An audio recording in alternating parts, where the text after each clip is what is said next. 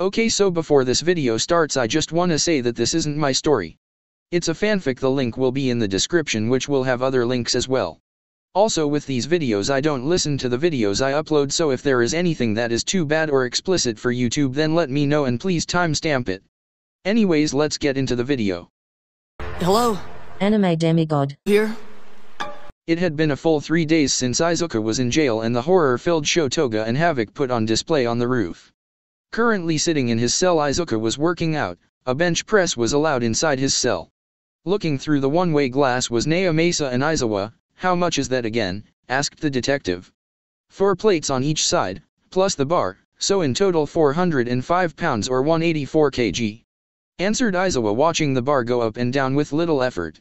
"And that's without Venom, what we are watching. This is all Midoriya. Scary to think a 14-year-old kid has this much strength. He would have been an amazing hero," commented Naomasa. Izuka then racked the weights and moved on to pull-ups on the ceiling. "He sure as hell could have been," said Izawa. Just then All Might walked into the room. "Any luck with young Jiro?" asked All Might. Izawa unfortunately shook his head. "She flat out refused us. And I don't think there's anything we can do to convince her otherwise." "Figures. So what now?" asked All Might. Now we hope that Dr. Shield and Melissa can find a way to separate the two without killing him," explained Naomasa. "That or we keep trying to convince the girl. Jiro is stubborn, but can change her viewpoints. I'll talk to her again after the internship," said Izawa. "Keep it up then." "And what about the other problem?" asked Naomasa. "There is still no sign of Toga or Stain," said All Might. "We have everyone looking for them, but still nothing. They'll show up, but what will they do when they actually show is the big question. They killed several heroes just to send Izuku a message. There's no telling what they might do," said Naomasa, worried. "And there might be more if we don't find them soon." Izawa then turned. "We also have to make sure they don't target any of Midoriya's family or friends." "You are talking about Jiro?" Izawa nodded.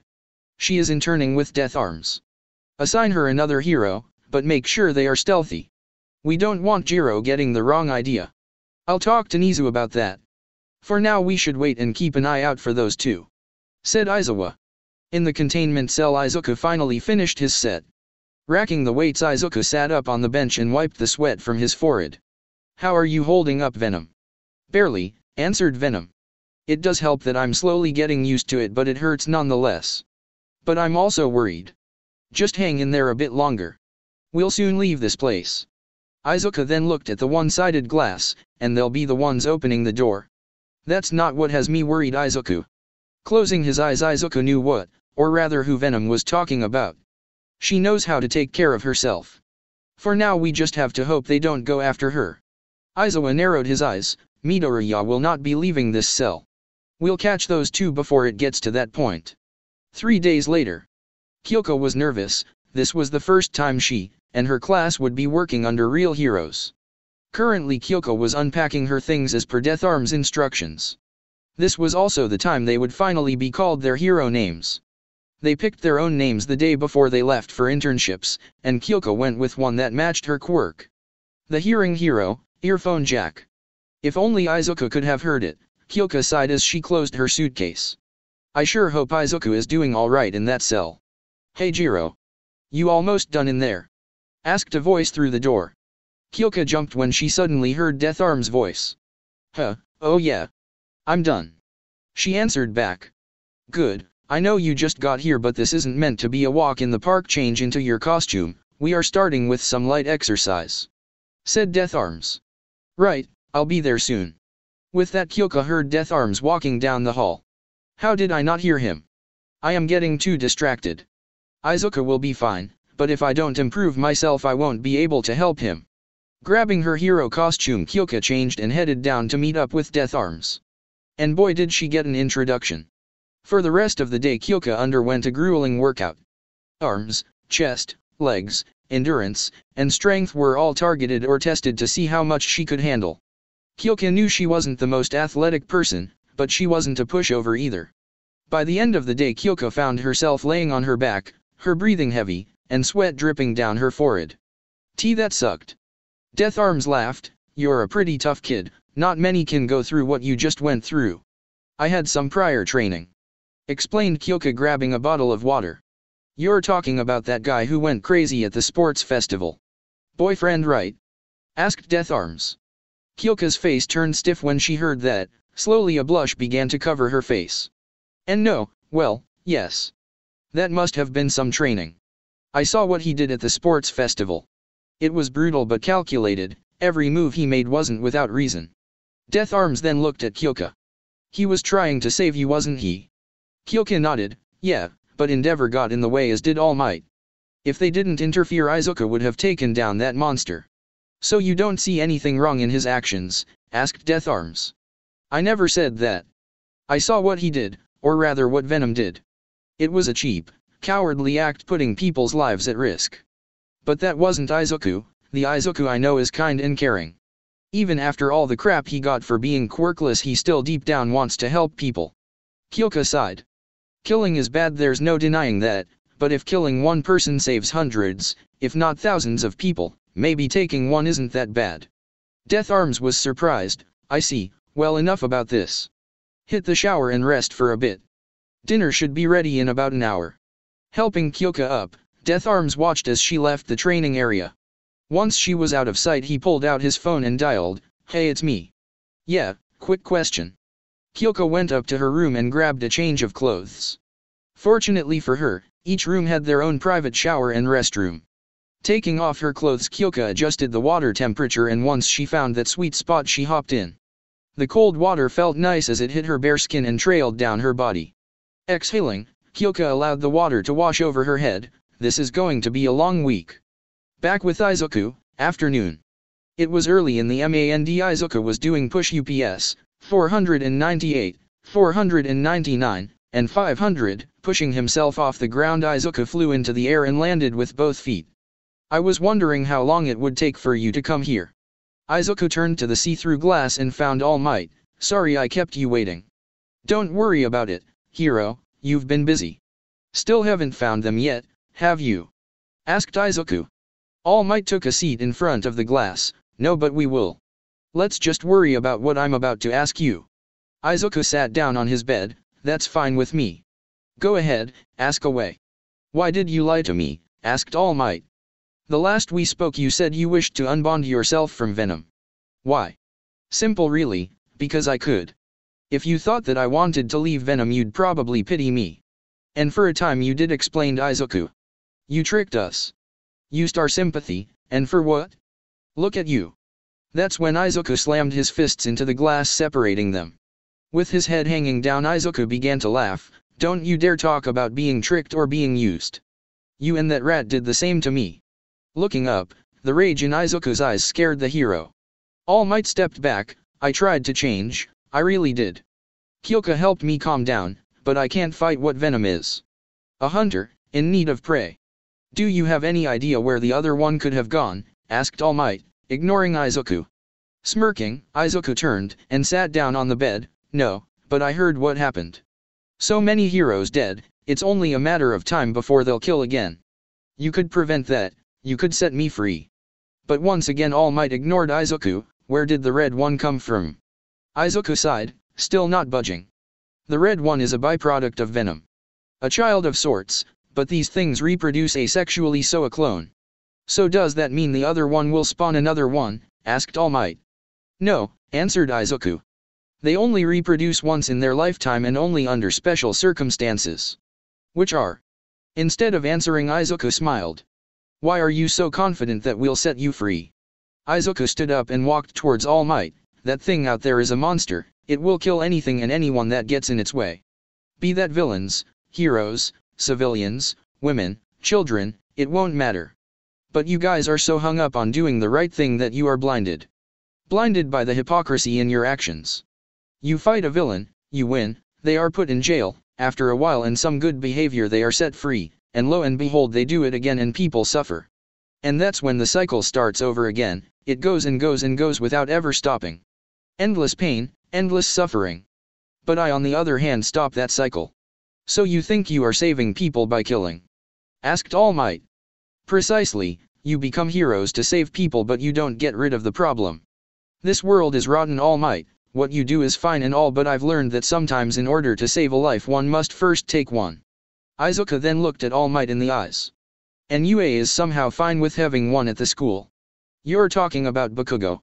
We have investigated your claims and did find cover UPS from teachers. We also found false testimonies from students that confirm what you said. Answered All Might. And? What is UA going to do about it? Asked Izuku. We've already spoken to him and placed him in a suspension watch. Izuku rolled his eyes and he pushed off the glass. If he does anything it would mean immediate suspension and most likely expulsion from UA. Izuku walked around his cell, laughing. Oh, so nothing, great. Yet another day where Bakugo gets a slap on the wrist. Shouldn't surprise me really considering it happened to a quirkless loser. Neither you, or that rat fuck give a single shit about those with no power. That's not what I said. I've already told you what we did. Bakugo's actions are awful, but we believe he can change given time. But as All Might was speaking, something suddenly came flying at him.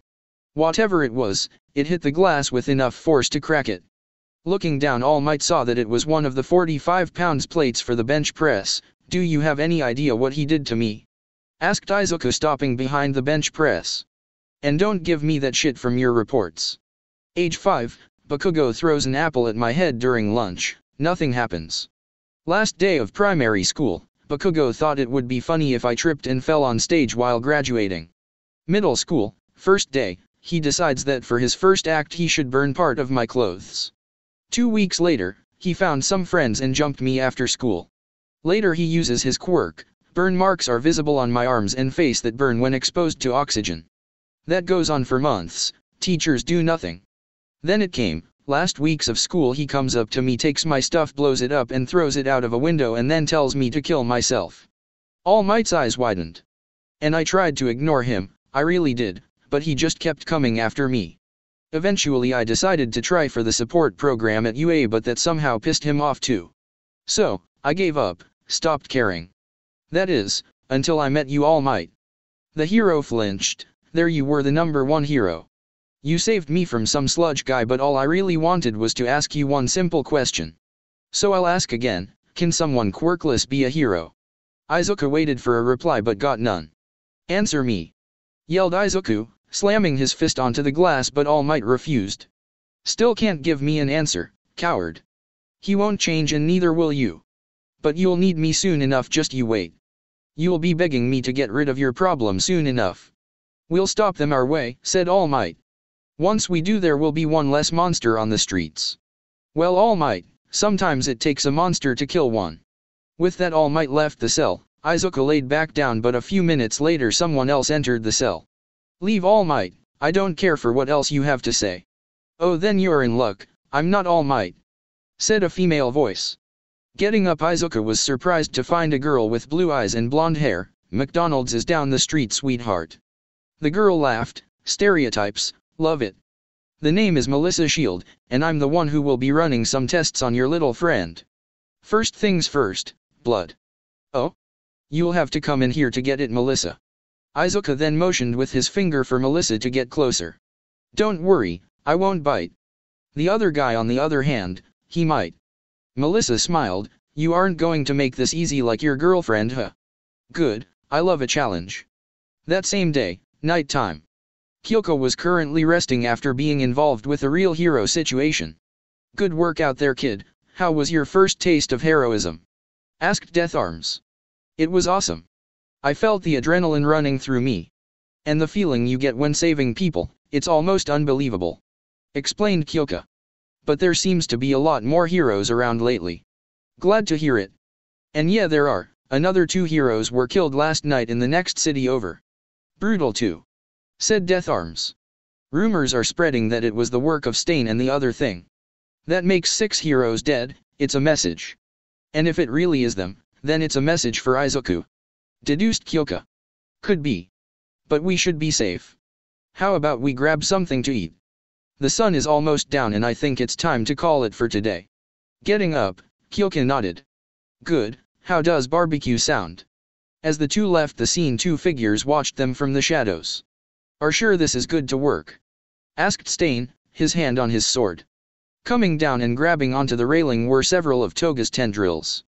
If this doesn't get their attention, then nothing will.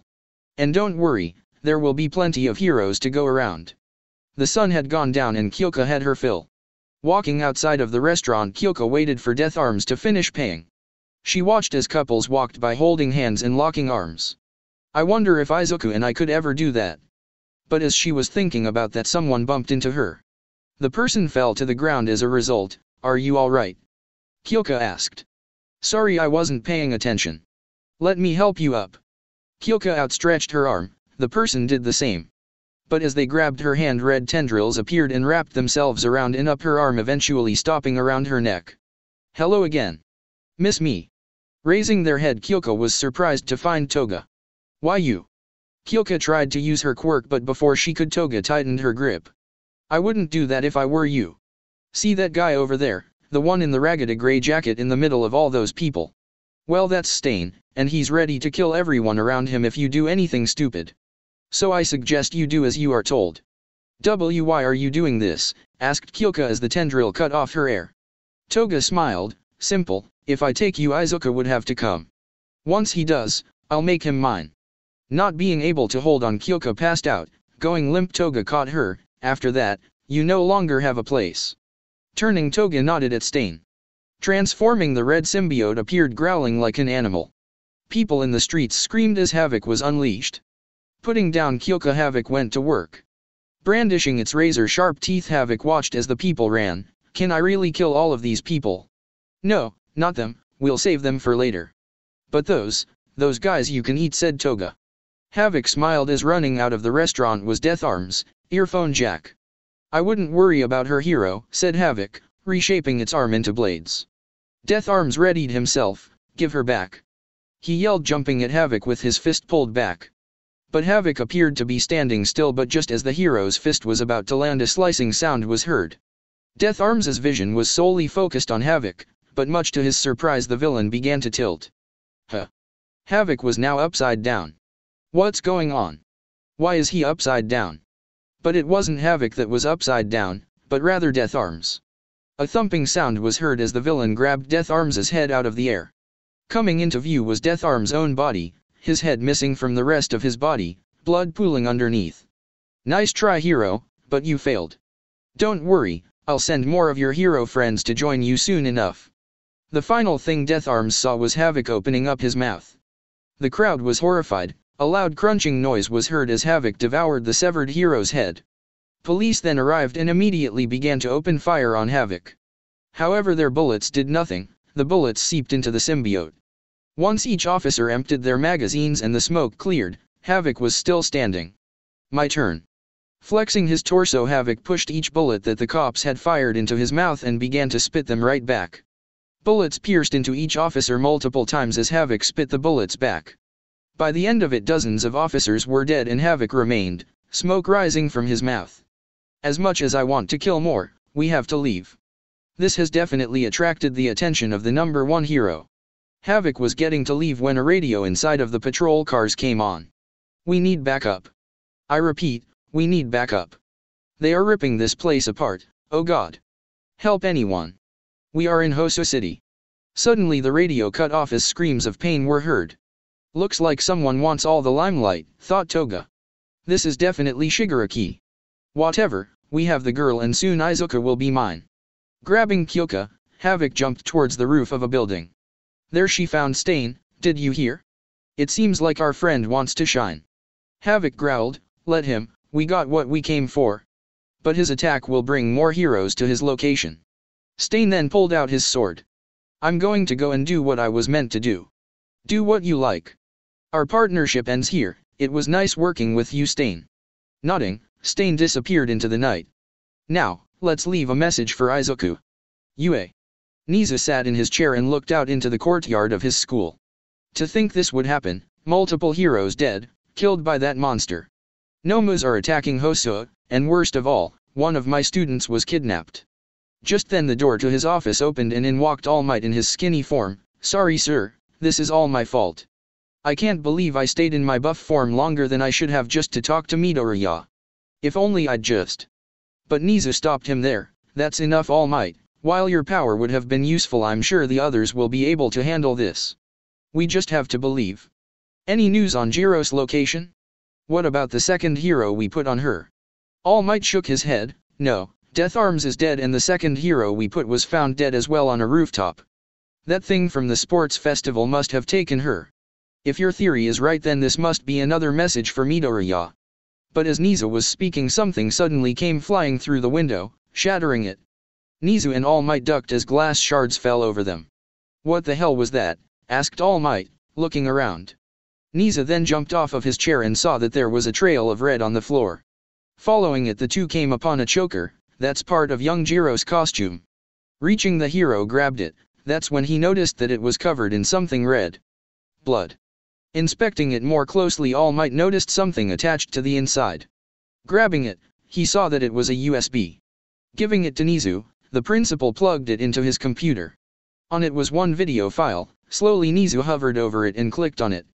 The video began to play, showing Kyoka bound and gagged on what appeared to be a medieval torture table. But instead of straps on her arms and legs, they were red tendrils. The two watched as Kyoka moved around trying to get out but failing. Easy now, we wouldn't want you to get hurt, said a voice off screen. Appearing suddenly from the left was Toga's face. Hey there. I don't know who is watching, but I have a very important message for Izuku. Walking over to Kyoka, it was shown that Toga had tendrils coming out of her back. Hey Izuku, look who I have. Running her hand on Kyoka's cheek, Toga smiled. I have your little girlfriend, and after looking at her, she's not much. Kyoka's expression turned to anger. Anyway, she's no good for you. You should be with me instead. The two of us going on dates, that just sounds amazing. But she is standing in our way. If only there was something I could. Smirking, Toga transformed her arm into a red blade. I could kill her, right here, right now. Pressing the blade to Kyoka's neck, blood began to run down from a small cut. Thankfully Toga pulled her arm back, but that would be too easy. I want you to be here when I kill her, that way when you break, I'll be there to pick up all of those little pieces. That, and this one wants to kill that alien inside you, said Toga, pointing to her back. Biryuut, since you are in a cell, I suppose I should give you some time, or rather give the heroes time. So this part is for the heroes at UA, let Izuku go in 2 hours or she dies. Good luck finding us. The video then cut as Toga waved at the camera. Nizu and All Might were horrified. She's insane. Commented All Might. All those heroes died just for Midoriya. But still, we can't let him free. If we don't, an innocent student dies. Said Nizu. Do we let her die because of our own ego? Or do we set loose a monster in order to fight one? Damn it, I've never been faced with this kind of choice before. What do we do, Nizu? Asked All Might. The principal closed his eyes and thought about that. People are not going to like this. It's time to make a deal with the devil. Prison. Asleep on his bed, Izuku was suddenly awoken by the sound of someone tapping the glass. Getting up, Izuku lazily looked around and found All Might with several officers in full riot gear behind him. What the hell? It's like 1 a.m., don't you ever sleep? Do it. Commanded All Might. That's when the glass door began to slide up, allowing the hero to enter the cell. Izuku couldn't believe it. You must be stupider than I thought if you're coming here not at full power. Getting ready to attack, All Might stopped a few meters away. Catch. He then threw something at Izuku. Catching it, Izuku looked at the object. His expression turned to one of pure horror.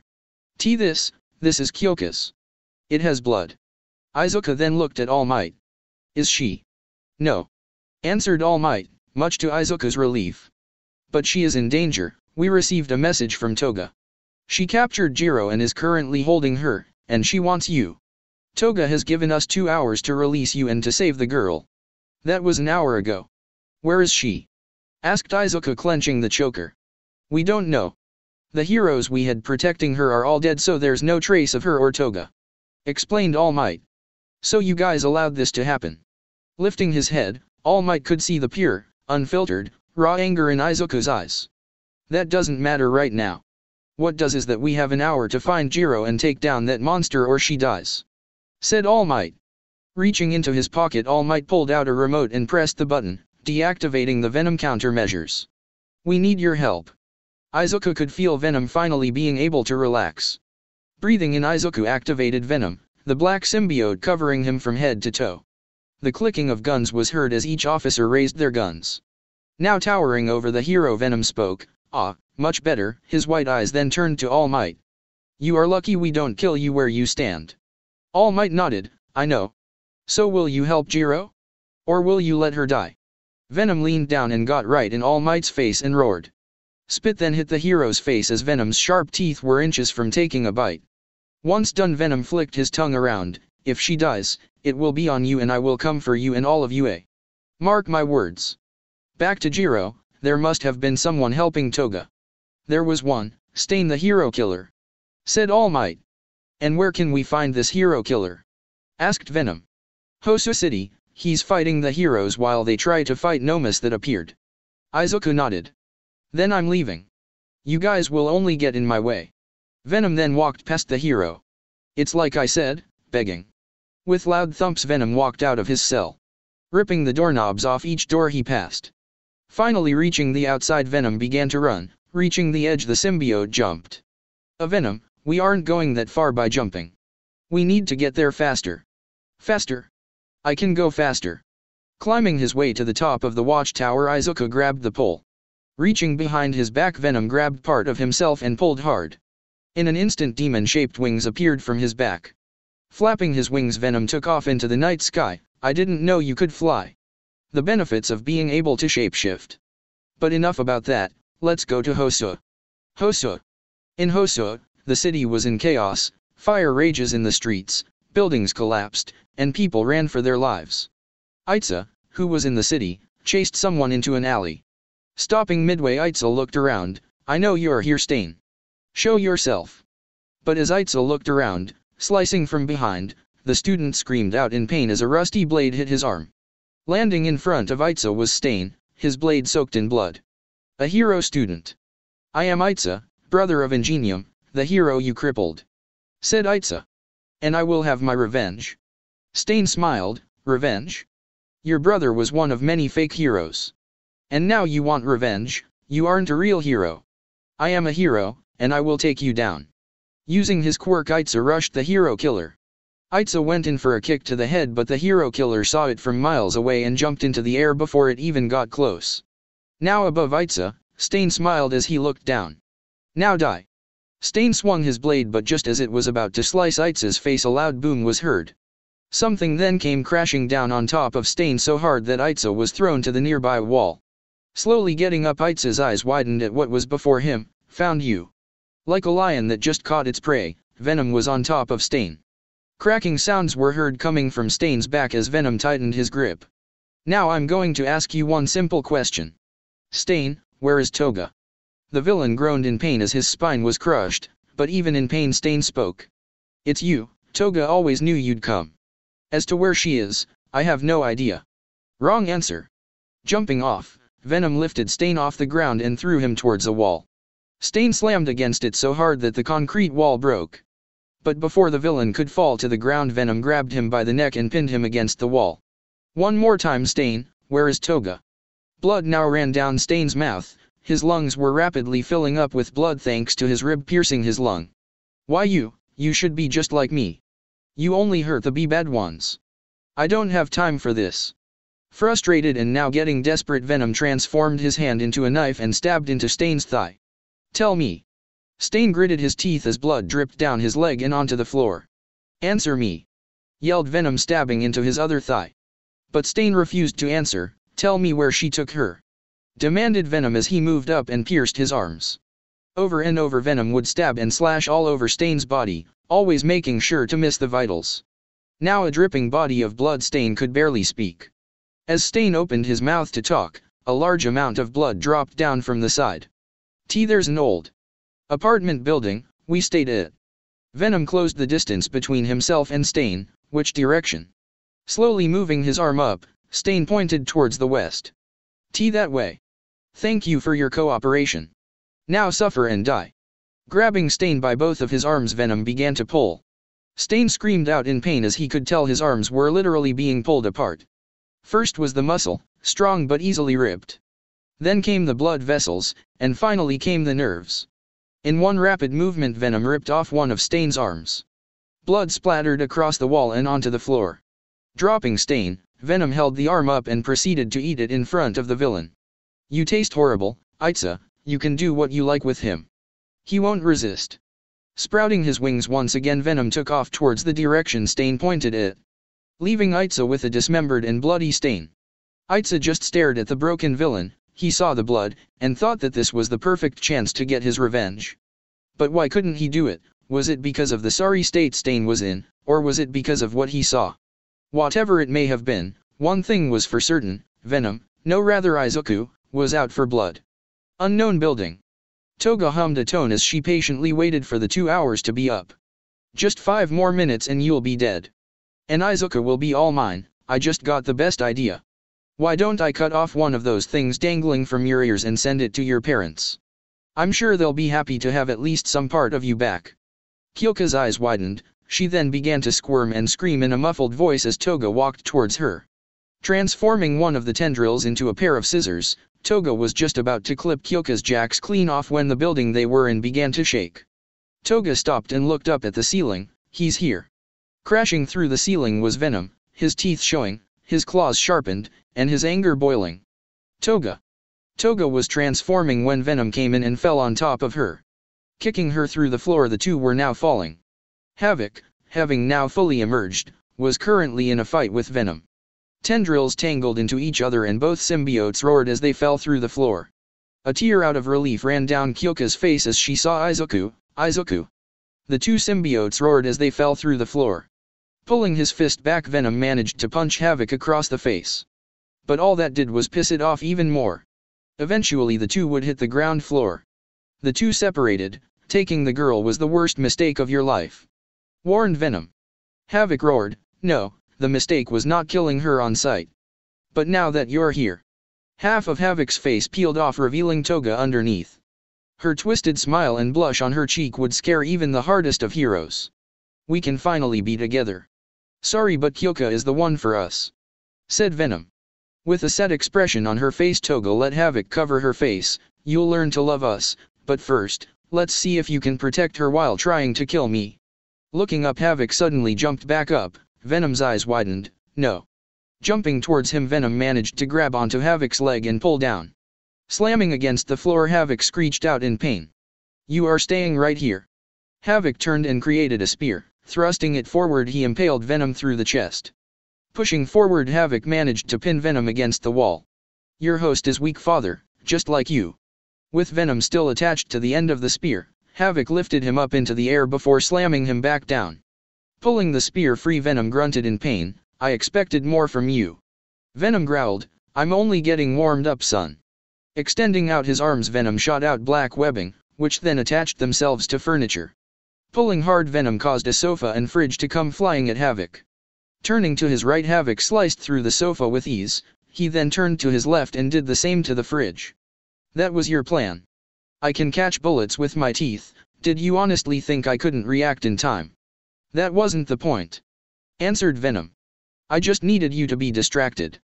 With Havoc still looking to his left, Venom took this chance and grabbed Havoc's head and began to headbutt it. The impact forced Havoc back, to which Venom managed to get back up and charge towards him. Pulling his arm, Venom reshaped it into a spiked iron ball and proceeded to punch Havoc across the face. He then transformed the other hand and began to pummel the symbiote. Not letting up, Venom backed Havoc into a corner where he prepared to end this. But as Venom threw his fist forward, Havoc caught it. All right, I think that's enough. You've had your fun, now it's my turn. Kneeing Venom in the chest, Havoc forced him back. Staggering, Venom looked up only to find several spikes come flying at him. Venom didn't have time to react when they all hit. Venom roared out in pain, but that's when Havoc screeched and managed to get behind him. Grabbing him by the head, Venom tried to elbow him off, but every time Havoc would just smile and laugh, as if he enjoyed the pain. We don't need to kill the both of you, only half will do. Grabbing Venom's head with both hands, sinking his claws in, Havoc began to pull. Venom screamed out in pain as Havoc began to forcefully separate the two.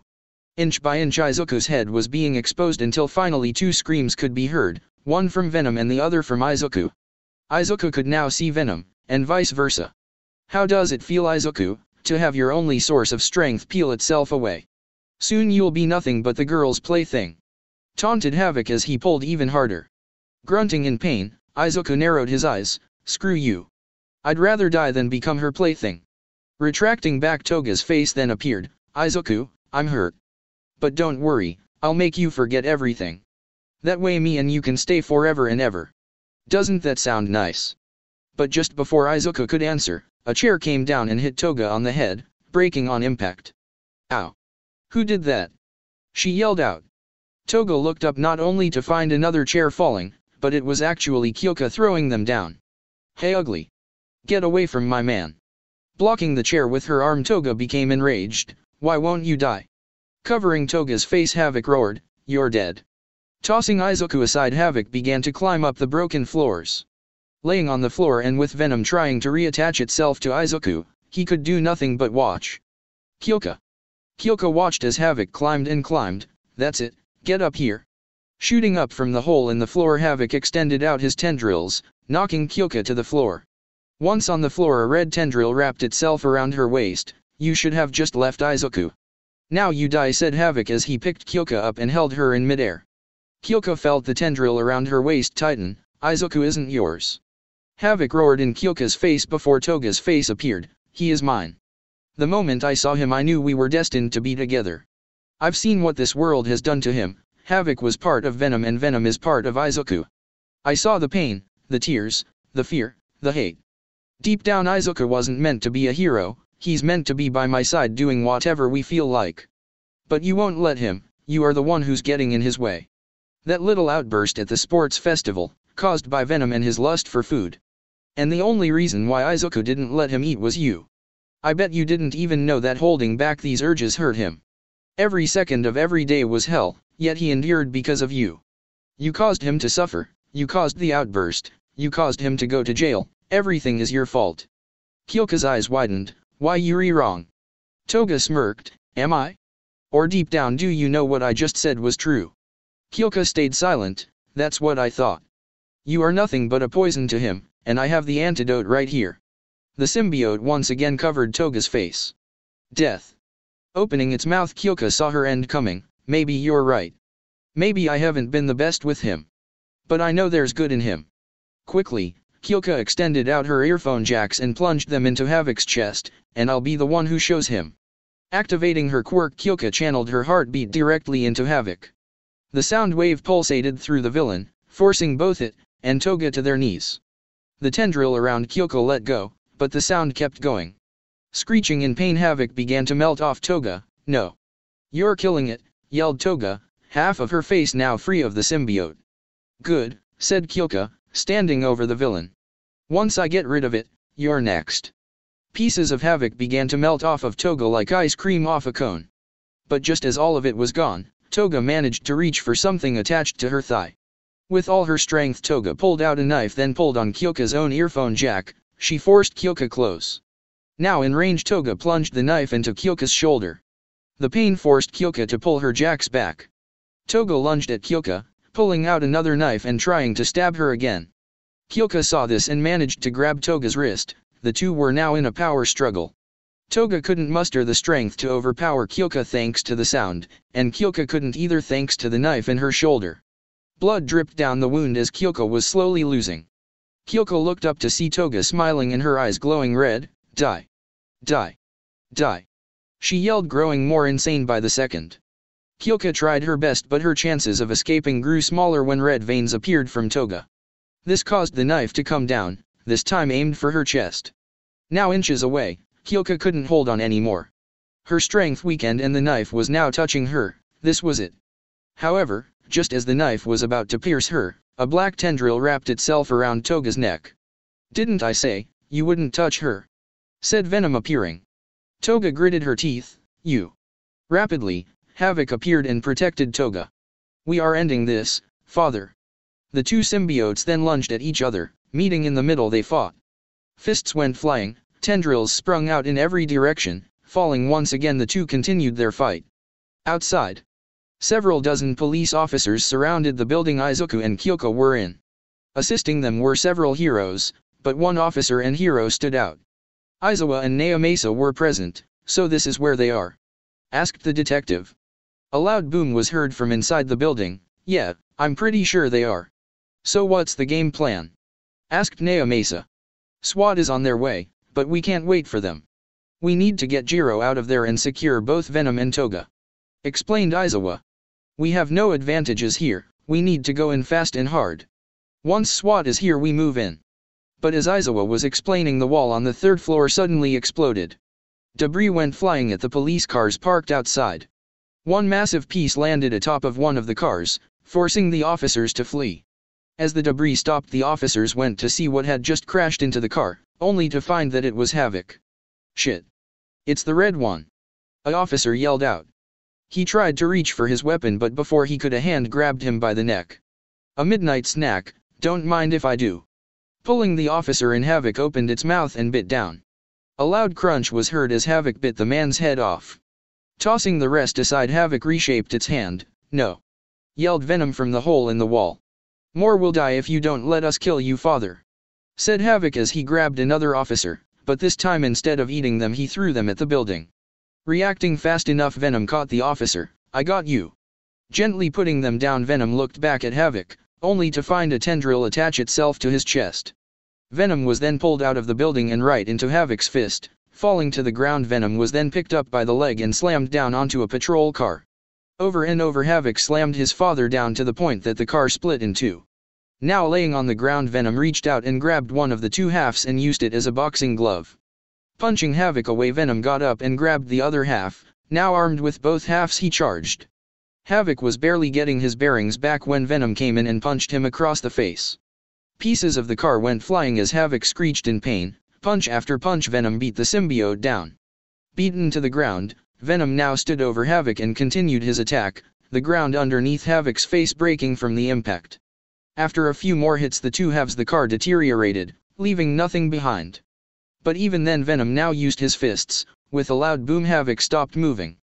Thinking that he'd won, Venom stopped. Taking a deep breath, Venom relaxed. "Good work, Venom," said Izuku. "It wasn't easy, but it's over now," answered Venom.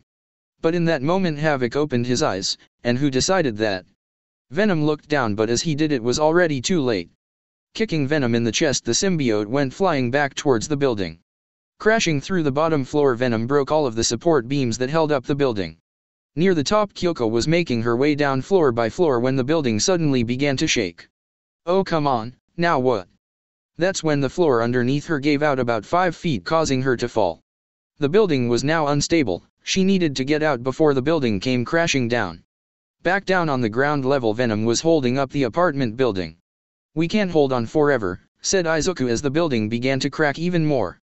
Venom looked around. "I got an idea." Using his tendrils, Venom began to repair the areas that had cracks on them. He then used some webbing to create a makeshift slanted beam, taking off some of the load. But even with this, the building came down another 6 inches as it was collapsing under its own weight. "Not working. Not working. You have to hold this up, Venom. Kyoko is still in there," warned Izuku as the building kept inching down. Now straining to hold up the building, Venom fell to a knee. I am trying. Listen, Izuku, you have to save Kyoko.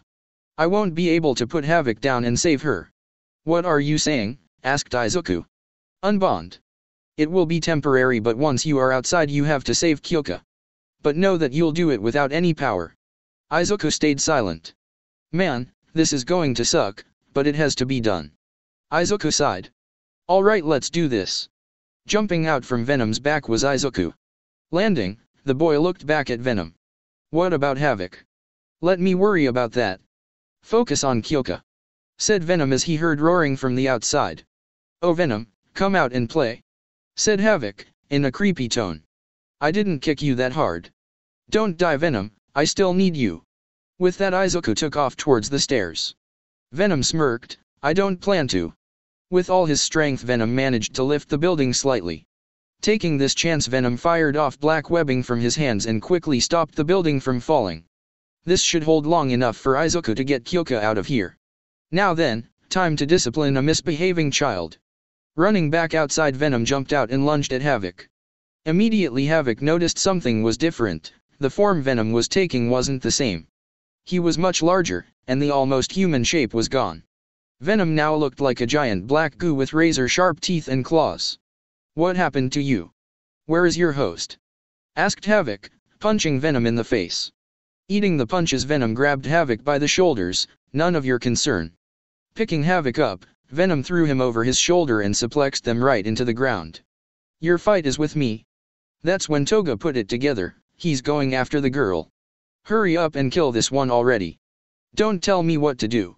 Yelled Havoc, twisting his body around and jumping back into action. But now with his body not in a solid form, all strikes from Havoc passed right through Venom. While Venom could still physically attack Havoc. Ugh. This isn't getting us anywhere. I'm getting out and killing that girl from inside. Toga began to force herself free. First it was her arm, followed by her legs, and finally from the red flesh Toga appeared. Kill this thing before I get back. Havoc growled, I already told you, don't tell me what to do. Growing to roughly Venom's size, the two alien creatures faced off. All the while the officers and Aizawa looked on in shock. We need a big gun, said Naomasa. Aizawa knew that Naomasa was right, his quirk was useless against these two. Wait, I have an idea. Back inside. Izuka was on the 8th floor, Kyoka. He yelled down the hallway. Getting no response, he moved on to the next floor. Now on the 9th floor, Izuka yelled, Kyoka. Here. Answered Kyoka. Izuka's eyes widened as he ran down the hall and jumped over the hole in the ground that led to the floor.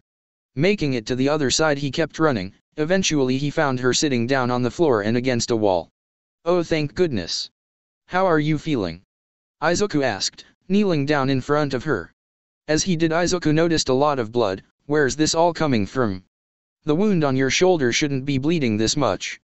Kyoka groaned in pain as she removed her hand from her side abdomen. Blood gushed out of a deep slash wound. One of her tendrils got me. When you two fell the second time, God, this hurts. Ripping off his sleeve, Izuku pressed it up against the wound, causing Kyoka to wince in pain. Sorry, but this should slow down the blood. Can you walk? Kyoka nodded. I just want to get out of here. Pushing herself up, Kyoka looked at Izuku. Let's go. Throwing his arm around her shoulder, Izuku made sure she wouldn't fall over. The two walked and walked until they came upon the broken part of the floor. Shit, can't you just carry me across? Questioned Kyoka. No, Venom isn't with me right now. Answered Izuku. He isn't with you? Where is he? Before Izuku could answer, the building began to shake. You know, I guess that was him. Any ideas on how we can get across? Izuku looked around and thought he could rip the door off and use it as a bridge. But the gap was too wide for that. After thinking for a few seconds, he came up with one option. All right, I have to jump over it with you in my arms. Kyoka blinked a couple of times. I know I'm light, but that light? Sure you can make it. Yeah, pretty sure. It's either that or I throw you across. Said Izuku. You know, your legs are pretty strong. Let's jump this thing. Izuku smiled. Repositioning Kyoka, Izuku now carried her like a princess with her arms around his neck. Backing up a bit, Izuku wanted a running start. You ready? Kyoka nodded. Let's do this. Running, Izuku jumped at the very edge of the floor. Kyoka closed her eyes as they jumped. But much to her relief, they had made it. Ha! I did it. I actually did it. As Izuku was speaking, the floor beneath his feet suddenly broke off. Feeling himself fall, Izuku thought fast and tossed Kyoka forward. Landing on her butt, Kyoka watched as Izuku fell. No. Kyoka rushed over and put out her arm. Just as Izuku was about to disappear, she felt him grab her hand. Kyoka screamed out in pain as the weight opened her wound. Izuku looked down. Kyoka, whatever you do, don't let me go. Kyoka gritted her teeth. That's easy for you to say. You weigh like a ton. No, it's all muscle, said Izuku. Can you pull me up? Kyoka tried, but the pain forced her to stop as blood dripped. Can't he? Damn it, alright. Let's see. Izuku looked around and noticed that the floor beneath him was just a bit away. If he could somehow reach it, he should be in the clear. Alright Kyoka, I'm going to try and swing to the other side. Think he could hold on? Kyoka's grip on Izuku slipped. No. Just do it. With no other choice, Izuku began to rock his body back and forth. But every time he did, Kyoka's grip loosened and her pain increased. Finally, after a few seconds, Izuku jumped towards the edge, just as Kyoka lost her grip. Landing hard on the floor, Izuku sighed. Hey Kyoka. I made it. Good. She said weakly. Now hurry up and get me up, I can't move anymore. Izuku quickly rushed back up and found Kyoka laying on her back. You owe me big time for this. Izuku smiled as he bent down and picked her up again. Yeah, I know. Now up we go. Look at you, My little princess. Kyoka blushed. If I wasn't in so much pain, I would have kicked your ass by now. Next time then. With that, Izuka went down the stairs and made it to the ground floor. There he could see what Venom did to hold up the building and how some of the black tendrils were starting to rip. Not the best job, but it's done. I wonder how Venom is doing against Havoc. Hey Midoriya, are you in here? Asked someone on the ground floor. That voice, it's Mr. Aizawa. Said Kyoka, recognizing the voice. Appearing behind one of the pillars of Venom, Aizawa appeared. Oh, thank goodness you're safe. How's Jiro? Her, we need to get her medical attention fast. Said Izuku. Aizawa nodded. Yeah, of course, we have medics standing by outside. What about Venom? What happened to him? Asked Izuku. They're still fighting, but forget about that now. Let's get you out. Nodding, Izuku walked towards Aizawa. But just as he was about 4 feet away, Aizawa suddenly lunged at Kyoka with a knife. Izuku's eyes widened as the knife went forward, aiming for Kyoka, but just as it was about to pierce her, Izuku put his hand out. The knife pierced the palm of Izuku's hand. The blade stopped just inches from hitting Kyoka. I know you don't like kids, Aizawa, but to kill your own students, that's pretty unexpected. Said Izuku as blood ran down his hand. Backing up, Aizawa began to laugh. You knew all along, didn't you? Asked Aizawa as half of his face melted off. What gave me away? The real Aizawa would be outside helping the heroes and Venom fight Havoc. Explained Izuku. Yeah, well, he might have some trouble with that. I kind of stabbed him in the arm. Said Toga. I'll give you one more chance, Izuku, leave her and come to me. Izuku tightened his grip on Kyoka. Not a chance. Toga sighed, now standing naked in front of Izuku. Well, that's too bad. I really wanted you, Izuku. But if I can't have you, no one can. Pulling out a small device, Toga clicked the button on it. Instantly several small explosions hit every one of the tendrils holding up the building. The fire burned through them rapidly, causing the building to come crashing down. Oh, you crazy bitch. Izuku watched as Toga ran towards the exit. Izuku quickly followed as the building crumbled around him. Kyoka tried to shield herself from the falling pieces. Izuku. Looking up, Izuku could see the final floor falling. With no other choice, he jumped towards the exit.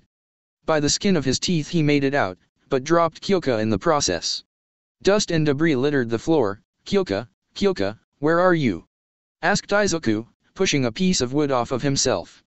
Getting up, Izuku walked through the thick dust cloud. But before he could find Kyoka, something grabbed him by the head and pulled him back.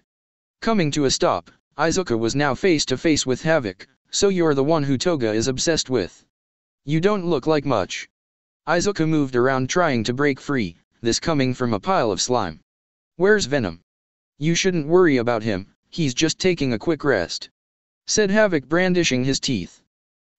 Toga said she wanted you, but if we let you live then Venom won't have a perfect host.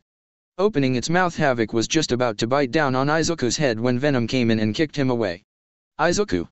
Reaching out, Izuku rebonded with Venom. Did you get Kyoka? Yeah, but I lost her after the building collapsed, explained Izuku. Oh Izuku, it isn't fair if you bond again. Said Toga, her voice coming from where Venom kicked Havoc. So let's even the odds, shall we? Appearing out from the night was Havoc, his arms reshaping into knives. Slashing down, Venom managed to dodge out of the way. But Havoc kept pressing him, so in response, Venom created a shield and blocked her attack. Pushing her back, Venom then charged in, slamming Havoc into the ground. Havoc sprung back up and grabbed Venom by the head, creating a hammer with his other hand. He hit Venom so hard that he went flying across the street. Digging his claws into the ground, Venom slid to a stop, but as he lifted his head, red tendrils stabbed into his body. 2 in each of his hands, and 2 on each of his legs. Venom roared in pain as he was lifted off the ground. To think you were this weak, said Havoc, appearing face to face with Venom. It's hard to believe I came from you. How disappointing. That makes 2 of us, snarled Venom. Havoc smirked. Well then I guess there's nothing more to say now, is there? You can't beat me. Maybe, but who said I couldn't bring backup? Havoc was confused by this. Now Aizawa. Jumping off one of the buildings above was Aizawa. I sure hope you know what you're doing, kid. Havoc narrowed his eyes as he watched Aizawa throw something. Whatever it was now in between the 2 symbiotes when it beeped twice, resulting in a massive fireball. The 2 screeched as the fire hurt both symbiotes. Crashing down into the ground, both Izuku and Toga now laid on the ground without their other halves. Using his capture weapon, Izuku landed on a lamp post. "Do it now," he yelled out to the officers below. Down on the ground, the officers were pouring the last drops of gasoline when one of them threw a matchstick down. The gasoline lit up, going around the area. It encircled both Izuku and Toga, preventing them from using their symbiotes. But this also prevented both Izuku and the officers from helping. "Izuku, find Kyoka, she's hurt, so make sure to take care of her," yelled Izuku from inside the flames. Izuku nodded, "Just make sure you take her down." Getting to his feet, Izuku smirked, "Oh, I will." Turning, he found Toga getting up as well. "Well, this was a surprise to say the least. To think you would make sure none of us could use the symbiotes, that was ballsy, Izuku." Turning, Izuku flinched when he saw Toga's face. Her eyes were wide, blood ran down from her forehead and dripped to the floor. "That just makes me want you even more." "You want me? Come and get me," said Izuku, putting up his fists. Tilting her head, Toga gave a wide smile, "Gladly." The flames burned around Izuku as he stared at Toga. He could feel his arm getting heavy. Maybe he heard it when he grabbed Kyoka. No, that didn't matter. The only thing that did was making sure Toga was put down for good. Without a second thought, Izuku ran at Toga. She smiled as he got closer. "Now this is what I wanted. You running to me." Pulling his fist back, Izuku tried to punch Toga across the face, but she ducked under. Toga then swiped his legs, causing him to fall back. Izuku tried to keep himself upright, but Toga pounced on him like a lioness that just caught its prey. Pinning his arms, Toga straddled him. "You see, this is all I want. You, me, together doing whatever it is we want." Toga then leaned down and whispered into his ear, "And we can do other stuff if you want to as well. Things you only imagine doing to that wooden plank of a girl." Izuku smirked. "You'd do that, for me?" he asked as Toga looked at him. "For you, Izuku, I would do anything you ask. All you have to do is leave with me," said Toga, blushing. "All right then, how about a kiss to seal the deal?" proposed Izuku. Delighted Toga smiled, "Sure. Just you wait, I'll make you forget about that girl in no time." Leaning in, Toga was just about to kiss Izuku on the lips when all of a sudden he jerked up. Slamming his head against Toga's nose, Izuku felt the grip on his arms loosen. Breaking her grip, Izuku grabbed her by the shoulders and threw her over himself. Hitting the ground hard, Toga rolled to a stop, while Izuku got to his feet. "I can't believe you actually fell for that," he said. On the floor, Toga got on all fours and could see blood dropping down. Izuku had just broken her nose. "Why, you lied to me? What do you expect?" asked Izuku. "I don't care who you are, I don't care if you have feelings for me. I already have someone I like, I don't need you." "Don't need me? You don't care?"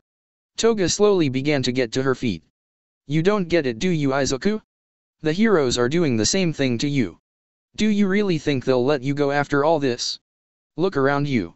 This place is ruined and you helped in its destruction.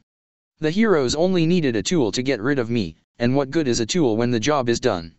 It's only good for storage, or in your case they'll use a cell.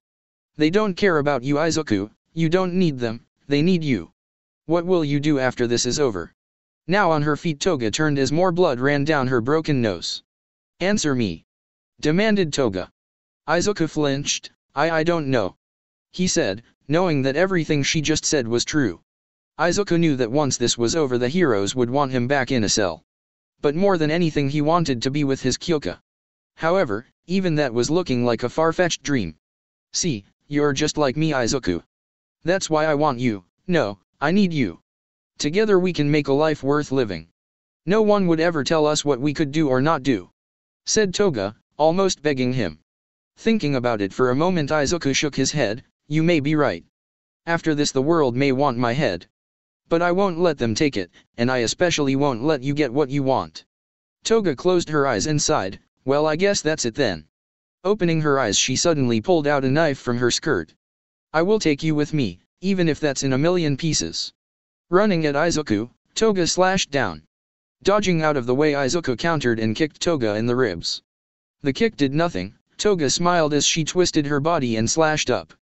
This time, however, Izuku saw it at the last second. He leaned his head back, but the tip of the knife managed to graze his cheek. Falling back a bit, Toga twirled the knife into the air before catching it and licking Izuku's blood off. Now that's a flavor anyone could get addicted to. With blood running down his cheek, Izuku wiped it off. This is going to be more difficult than I thought. I hold the strength advantage, but her agility is a problem. Do not worry, Izuku. I am here to help, said Venom inside Izuku's head. Venom. It's good to hear from you, friend. So can you come out or not? Asked Izuku, as he stepped back, dodging Toga's slashes. I cannot. This fire is keeping me from completely covering you, and even if I could come out, the flames would burn, said Venom, his voice weak. But I do have a way to help you. What's wrong, Izuku? Is dodging the only thing you're good for? Taunted Toga. She raised her knife, but as she did, Izuku took a swing. But as he did, his hand suddenly grew in size as Venom partially engulfed it. The hit landed straight to Toga's ribs. A loud crunching noise was heard as she was thrown to the side. But as quickly as he appeared, Venom would too disappear. That is the best I can do, Izuku. I can only appear for a second, so choose your opportunities wisely. But be warned, if you can do it, Toga can as well. Izuku nodded. I'll keep that in mind. He then heard grunting noises. Turning, he found Toga trying to get up. Blood splattered down onto the floor as Toga bled from her mouth. Why you? Getting to her feet, Toga wobbled for a second before standing up straight. I'll rip your heart out, said Havoc, appearing on half of Toga's face before going back. Shut up, yelled Toga, regaining control. I'm the one in control. Breathing heavily, Toga looked at the ground and began to laugh. All right, fine, you win. Finding a sharp piece of wood, she picked it up. I'll just take what's left behind. Putting it up to her forearm, Toga smiled as she slashed herself open. Izuku flinched as blood ran down Toga's arm, even if it's just a drop of blood. With the blood reaching her hand, Toga lifted it, as the blood began to boil. From the red, thin black tendrils that merged with that red to make claws. Using her claws, Toga cut her other arm and created the same claws. Crossing her arms, Toga showed them to Izuku. Please don't hate me, Izuku. You know I love you, it's just that when I get like this, there's no stopping me. Izuku smirked. Funny, I was going to say the same to you. Digging her claws into the ground, Toga ripped a piece of the earth out.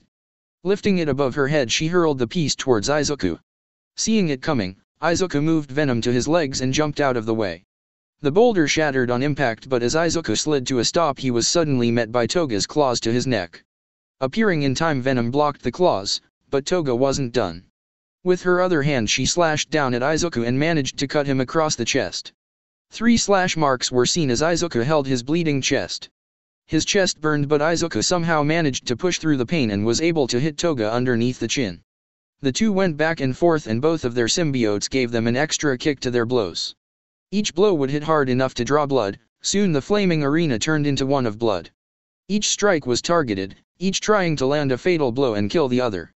Outside, Izuku couldn't see what was going on. Anything. He yelled out. No. I can't keep these flames up forever. Yelled another hero, keeping the flames going.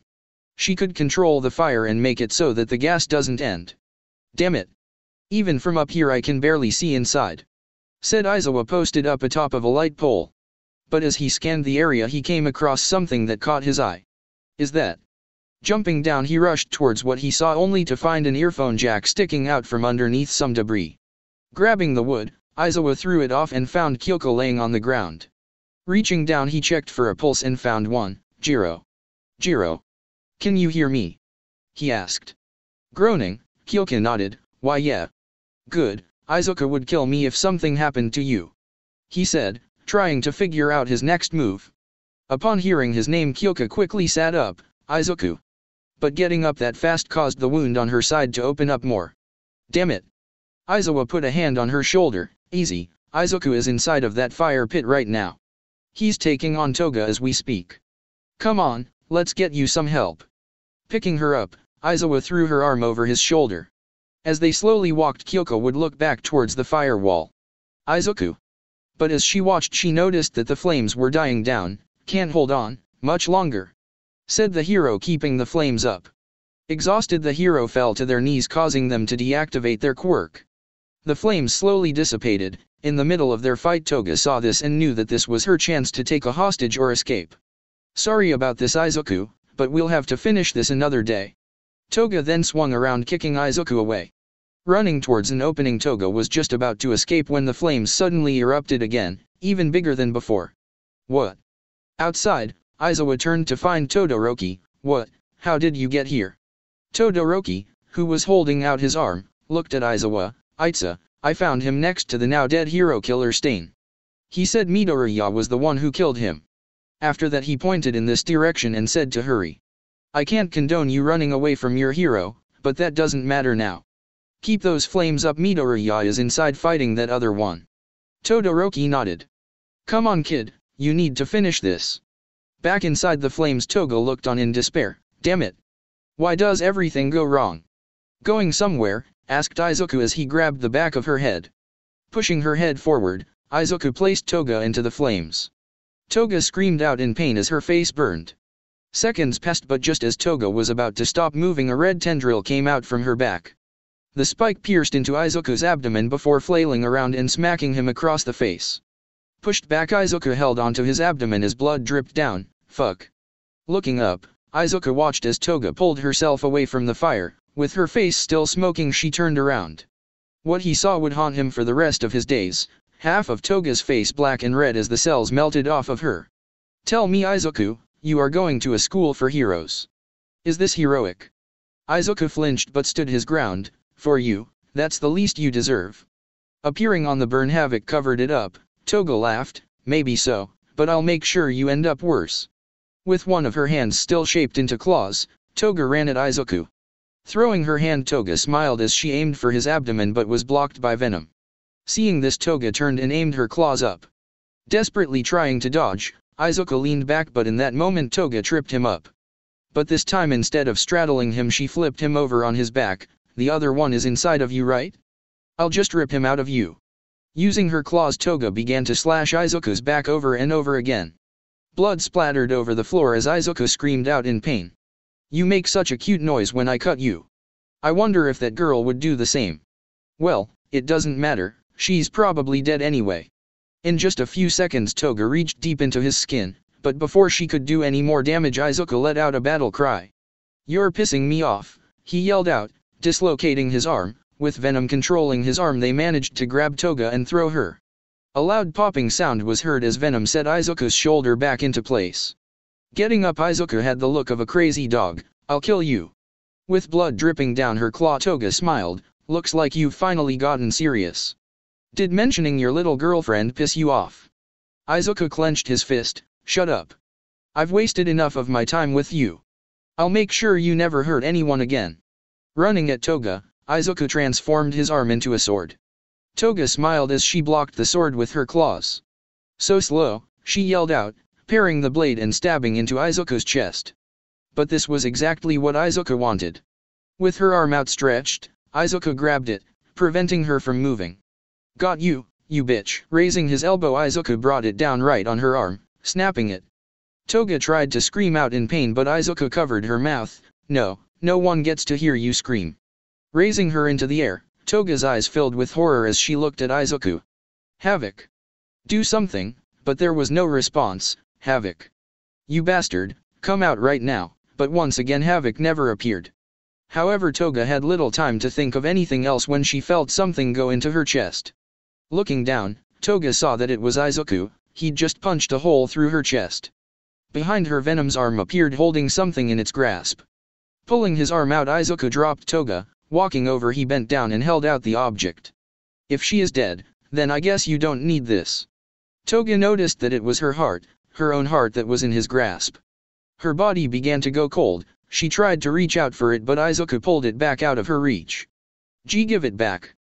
Standing up, Izuku looked down on Toga. You want it? Go get it, he said, tossing it a few feet away.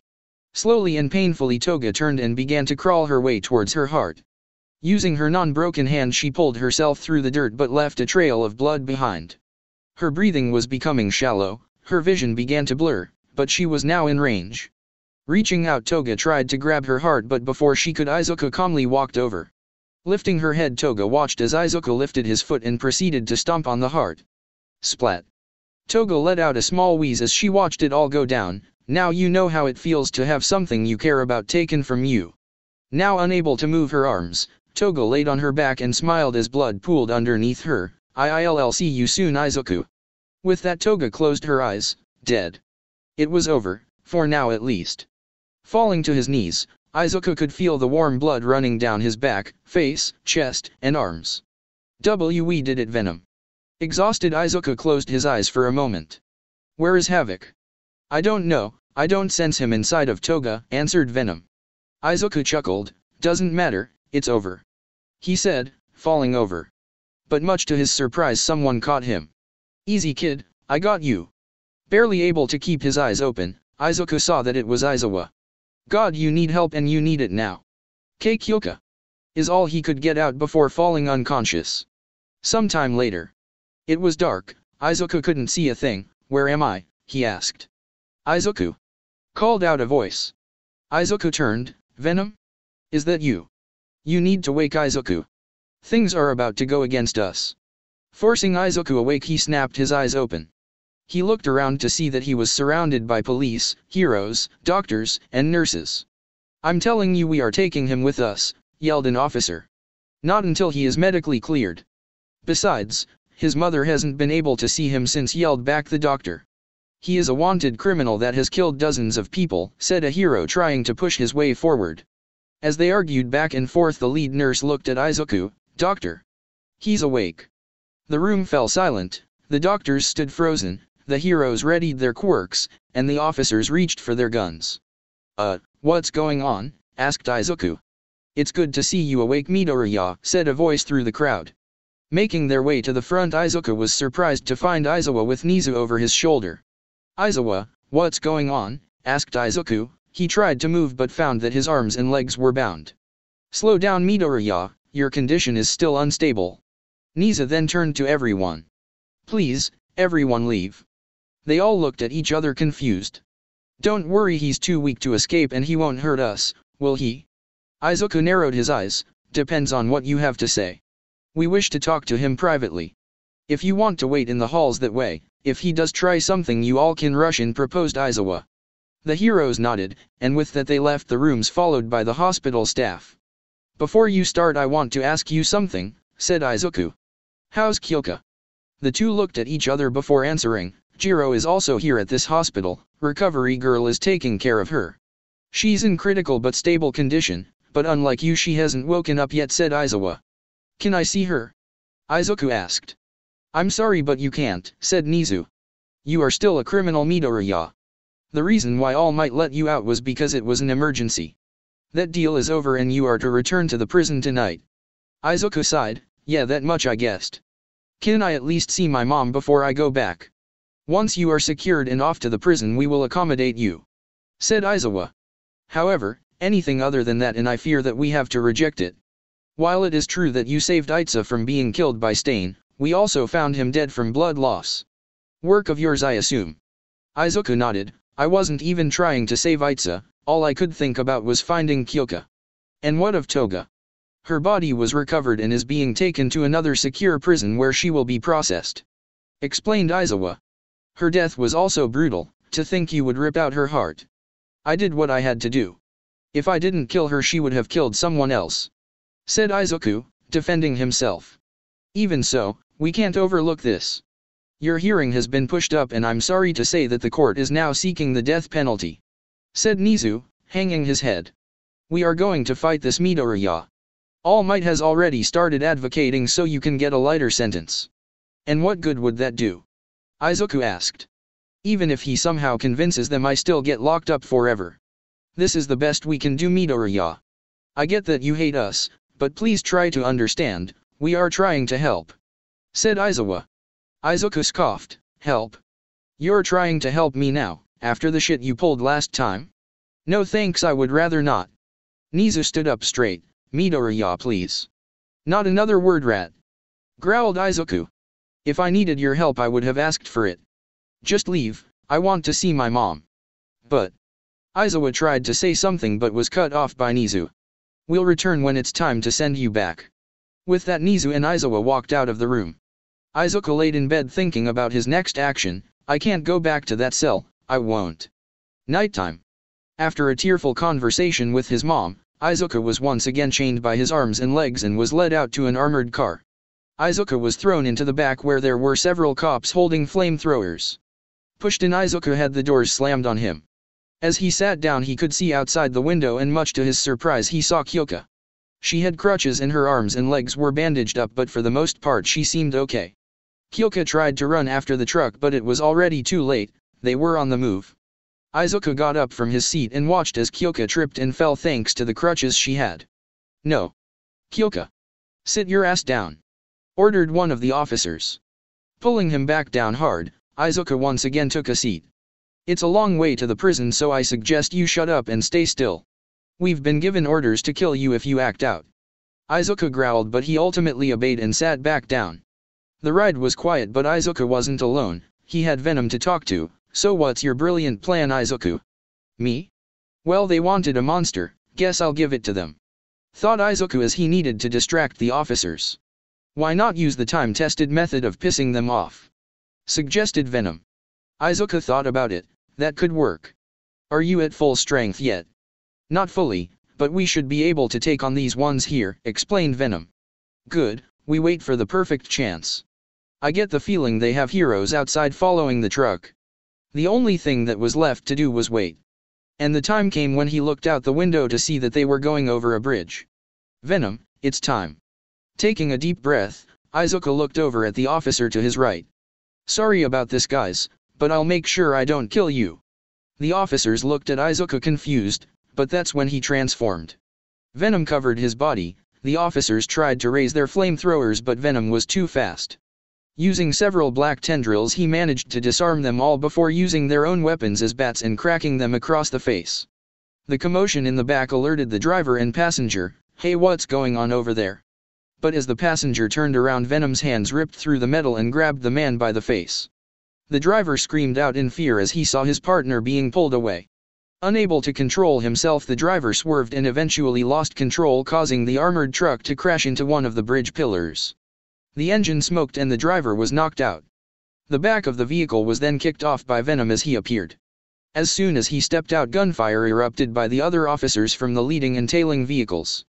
Venom roared towards their direction, but before he could take them out, Izuku spoke. "Leave them, we need to leave."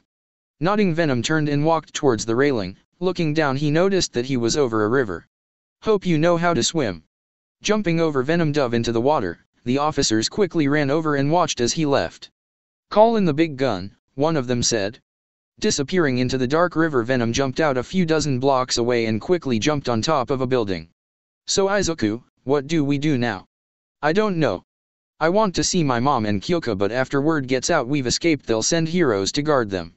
"We should go into hiding," suggested Izuku, to which Venom agreed. "You could go back into your cell," said another voice behind the two. Turning around, Venom and Izuku were surprised to find All Might. "You? How did you find us so quickly?" Venom asked. "I was following the convoy to the prison. When you jumped into the river I followed you," explained All Might. "So what's your next move, Izuku? Will you fight me, kill me?"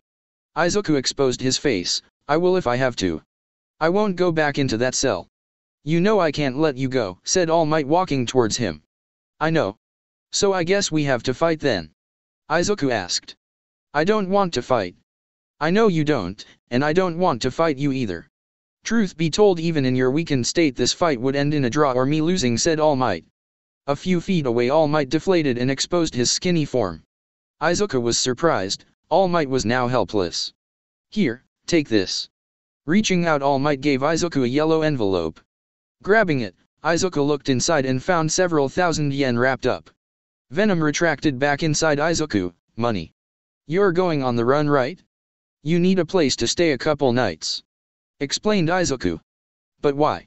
"You're helping a villain," said Izuku. "You can get in trouble if people find out about this." All Might shrugged. "I have my reasons. Please just take the money." Izuku was reluctant at first, but he ultimately accepted. "All right, All Might, thank you for this." Pocketing the money, Izuku then extended his hand. Smiling, All Might reached out and shook his hand. "Anytime, you take care, all right?" "I will." With that, Venom reappeared. "You earned my respect, hero. Glad to hear that. Now go." Nodding, Venom was about to jump off the room when All Might remembered something. Oh right. The police think I'm still chasing you, go see her. Venom said nothing as he jumped down and disappeared into the night. Jiro residence. Kyoko was exhausted, the hospital had barely left her out once Izuku was out. Her wounds were healed enough to the point that she could go home with her crutches. Her parents got her up to her room where she laid down on her bed and finally relaxed. But thoughts of Izuku ran through her mind. I wanted to see you, Izuku, at least one more time. I won't be able to visit him in prison, I didn't even get the chance to thank him. She tried to shift positions but the injuries to her side still hurt. Ow, man, this sucks and it's going to leave a scar too. As Kyoko laid in bed she suddenly heard a thump from outside. Getting up she limped her way towards the window and opened it. What the hell was that? She asked, looking around. Kyoko, said a voice. Kyoko looked at the tree in front of her house and noticed a large silhouette. From the darkness Venom's big white eyes appeared. Izuku! She yelled out, forgetting that it was late at night. Shit, get in here. She said now in a much quieter tone. Jumping from the tree Venom landed inside her room and began to retreat, letting Izuku take over. Looking around Izuku noticed that she had a lot of musical instruments, but mostly guitars. You really are a punk rock girl, aren't you? But Kyoko didn't answer, instead she wrapped her arms around him and hugged him from behind. Izuku's eyes softened as he felt her warmth. You idiot. Smiling, Izuku turned around and hugged Kyoko. Yeah, well, I'm your idiot. Tightening her grip, Kyoko sniffled. You better believe it. And now that you're here, promise me you won't leave again. His heart sank. Reluctantly Izuku pulled away from the hug and lifted her head by the chin. God, you're so beautiful. But we both know I can't promise you that. Then why are you here? She asked, wiping away the tears. I'm here to say goodbye. This might be the last time we see each other in a long time. Explained Izuku with sadness on his face. Kyoko couldn't believe it. What? I'm a wanted man, Kyoko, more than before. If I went back to prison there's a real chance they would execute me. I won't let you or my mom go through that. That's why I'll leave, and be constantly on the move. Izuku explained. And no. We can work something out with the police, with the heroes.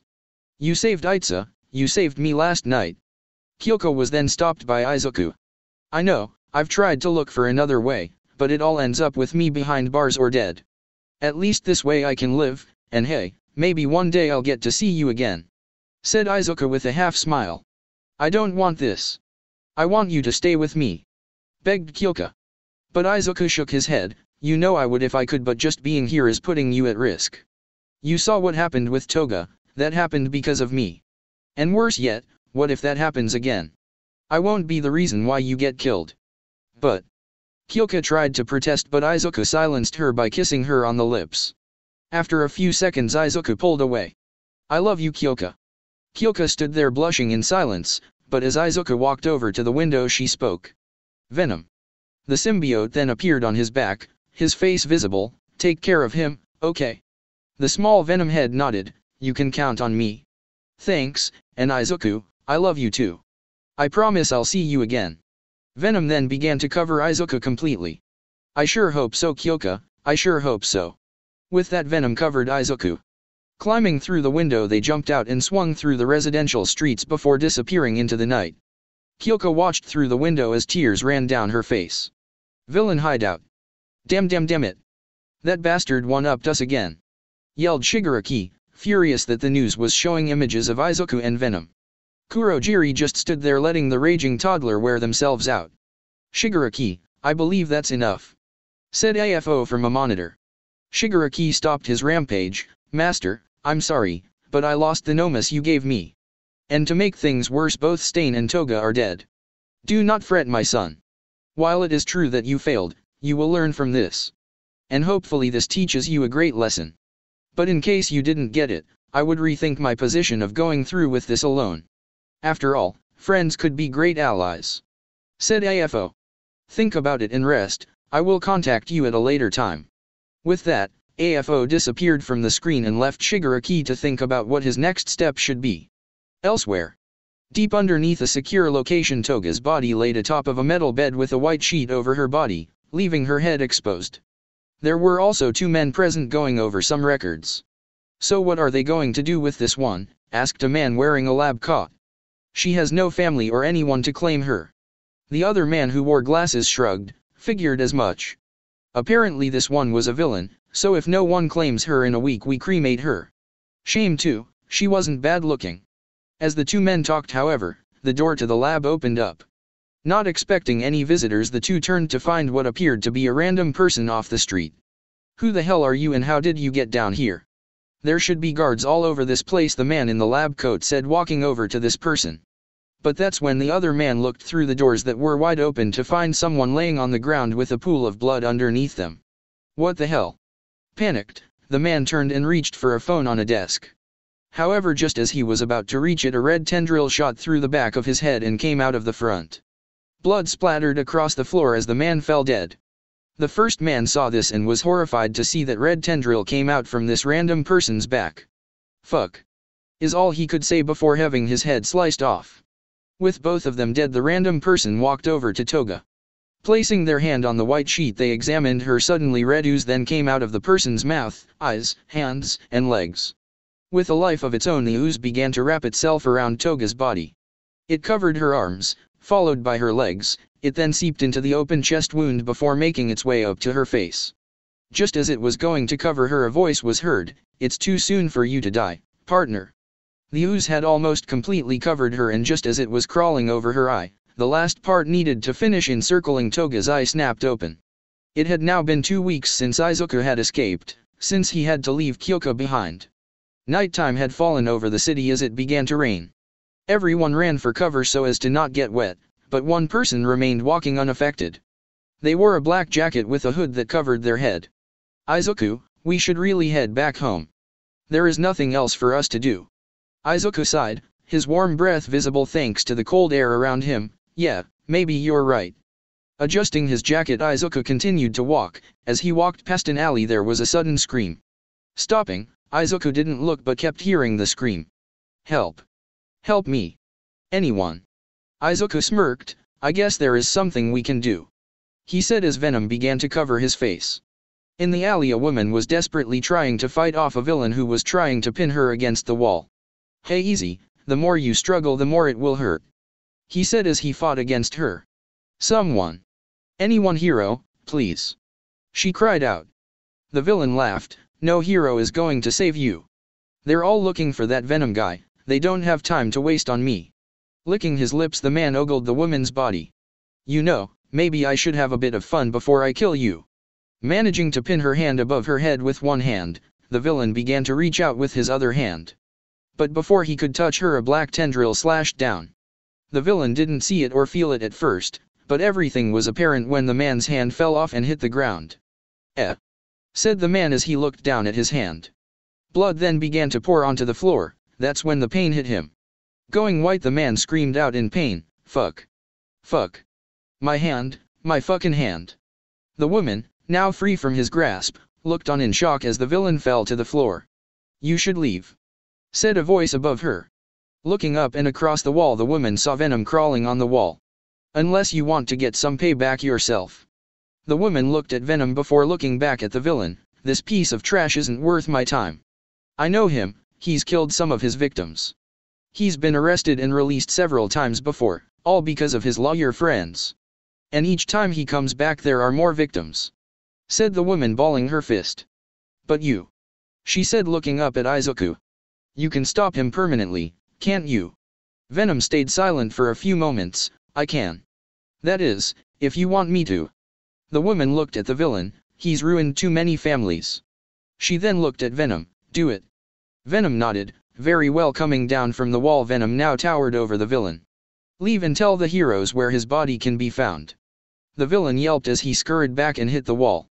"And no, please." The woman grabbed her belongings and quickly left the alley. As she exited, a loud crunching noise was heard. For a split second the woman turned and found the villain without a head. Venom held him high before dropping him. Blinking, the woman then suddenly saw that Venom was no longer there. Now atop the building, Venom made sure the woman wasn't followed. "Guess we can add one more to the list." "How many does that make now?" asked Izuku. 22, answered Venom. "Come, let's get out of this rain." Going rooftop to rooftop, Venom made it to an apartment building. Making it to the fire escape on the 8th floor, Venom carefully opened the window and crawled in. Once inside, Izuku took over. The place was old and didn't have the luxuries of a modern apartment, but it would do. Izuku paid with the cash All Might gave him, that covered rent for 5 months. After that, Izuku planned to leave. Exhaling loudly, Izuku threw himself onto the old sofa. I miss my old bed. That is not the only thing, or rather, person you miss, isn't it? Asked Venom, appearing from Izuku's back. Yeah, I miss Mom, and Kyoka. I wonder how they are doing. Izuku asked himself as his eyes drifted to sleep. A few hours had passed when there was suddenly a knock on his door. Izuku shot up and looked at the door. What the hell? Getting up, Izuku slowly made his way towards the door. Venom. Putting out his arm, Venom covered it and was ready for anything. Looking through the peephole, Izuku saw who was knocking. False alarm. Retracting back, Izuku unlocked the door. It's about time you opened up. I was starting to get worried. Standing before him was an older man. He had on a white polo with a black jacket thrown over it. He also had on khaki-colored pants and wore sunglasses. Is it rent day already, Mr. Lee? Asked Izuku, jokingly. Mr. Lee smacked Izuku over the head. That's not why I'm here. Did you forget? Sheesh, and I thought I was the old one. You said you would help me fix some of those old roof tiles. Oh yeah, guess I did forget. Said Izuku, rubbing the back of his head. You young people forget so easily. Well, come on, the tiles are not going to install themselves. Reaching beside the door, Mr. Lee grabbed a box of tile and handed it to Izuku. Here. Izuku grabbed it and noticed that they were pretty heavy. How did you get these up here?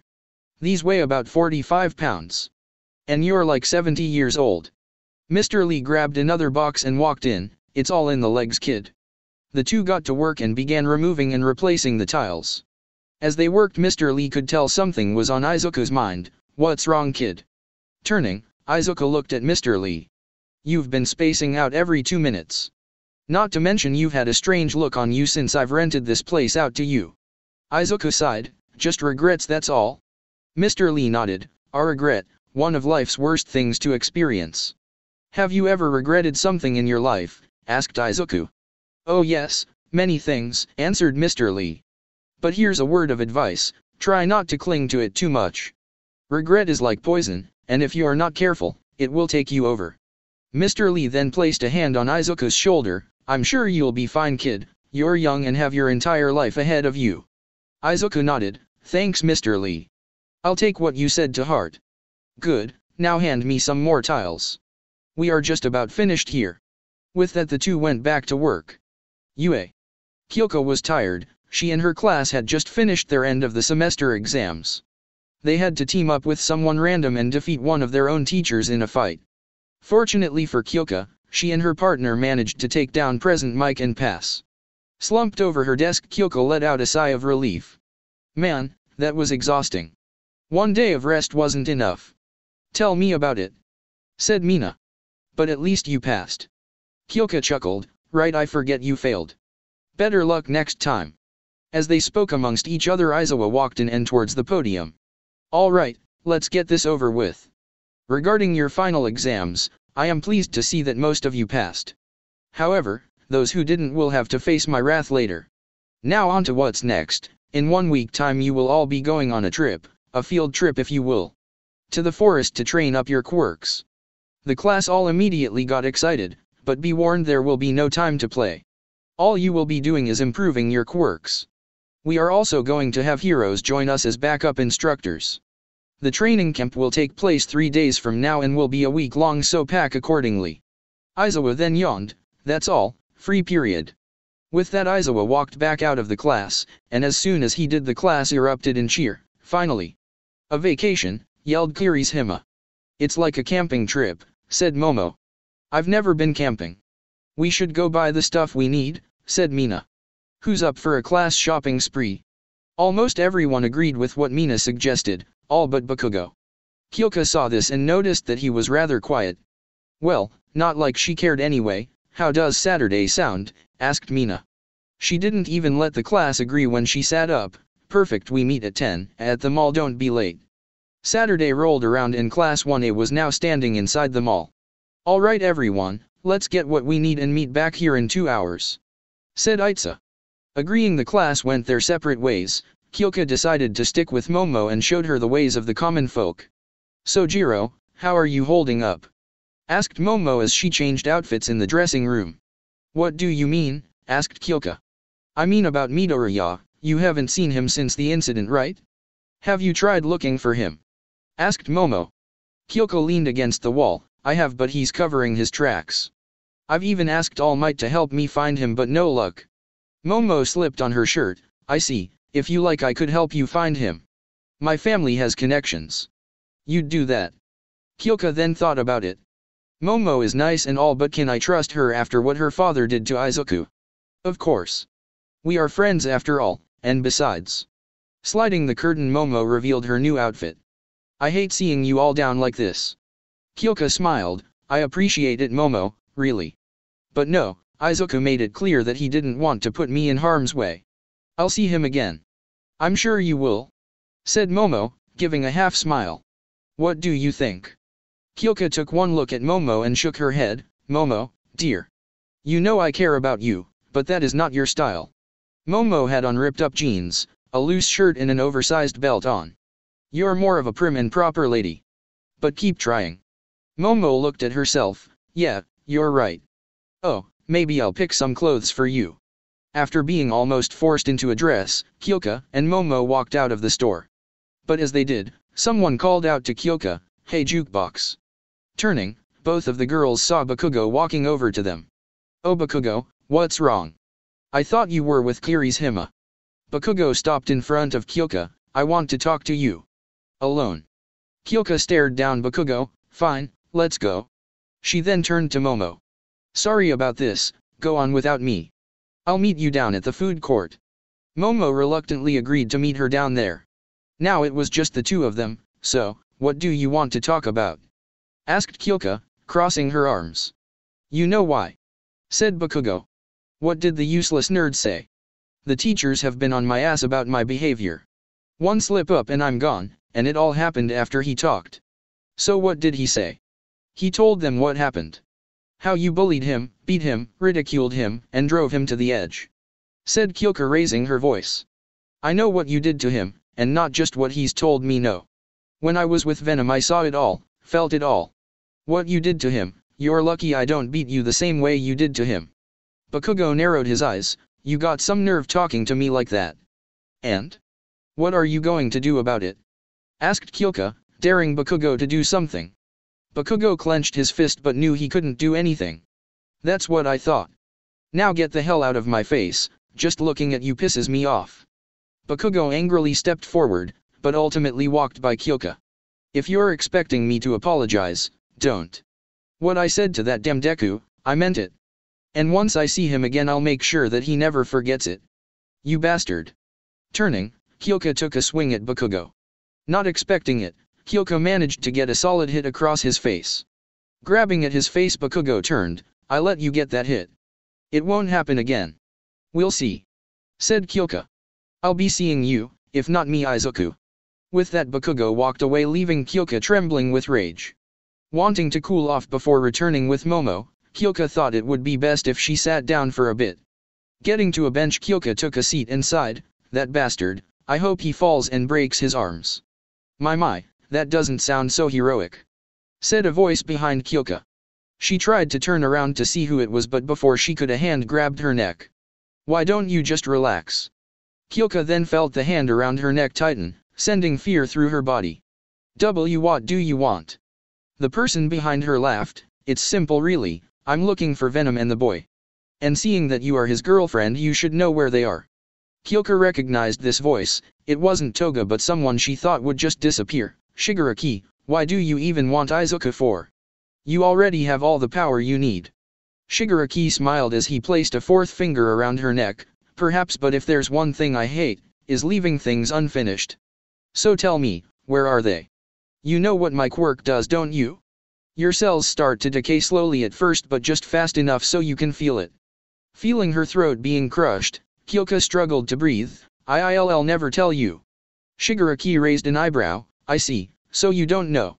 Shame really. I could kill you now if I wanted to, but where would be the fun in that? No, once I find him I'll make sure to kill you." And make no mistake, unlike Toga, I will get the job done.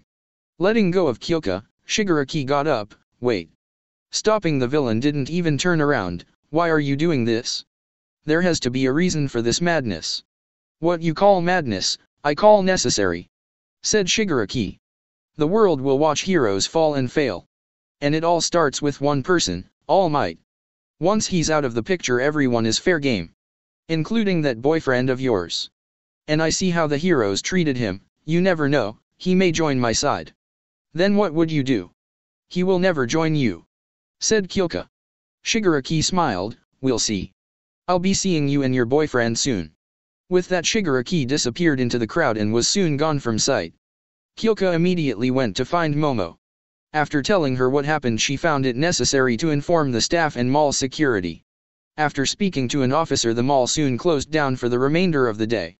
The heroes came to the mall and escorted Kyoka to the police station, where she was questioned and then later released to her parents. While waiting in the lobby, Kyoka thought back to what Shigaraki said. Izuka wouldn't turn against us, I know he won't. Is everything alright? Asked someone in front of Kyoka. She looked up, only to find All Might. All Might, why are you here? She asked as he took a seat. Well, I am still a teacher at UA. I came to check up on you, he said, glancing over. What's on your mind? Nothing really, it's just, I've been thinking about Izuku and where he might be, said Kyoka, lowering her head. I half expected him to show up and kick Shigaraki's ass. Guess it was just wishful thinking. It's normal to miss him, and I bet he misses you too. But things have changed. Midoriya is a wanted fugitive now. I tried to keep him from being imprisoned, but I just couldn't. All Might paused. I'm sure he's fine. How could you be so sure? Asked Kyoka. What if he's just sleeping on the streets? Or worse? I'm his girlfriend, for God's sake, I should be helping him. And all I did was get captured by Toga. All Might raised an eyebrow. Really? That's not what I heard. Kyoka turned to the hero. From what Midoriya told us, you helped him distract Toga long enough for him to recover.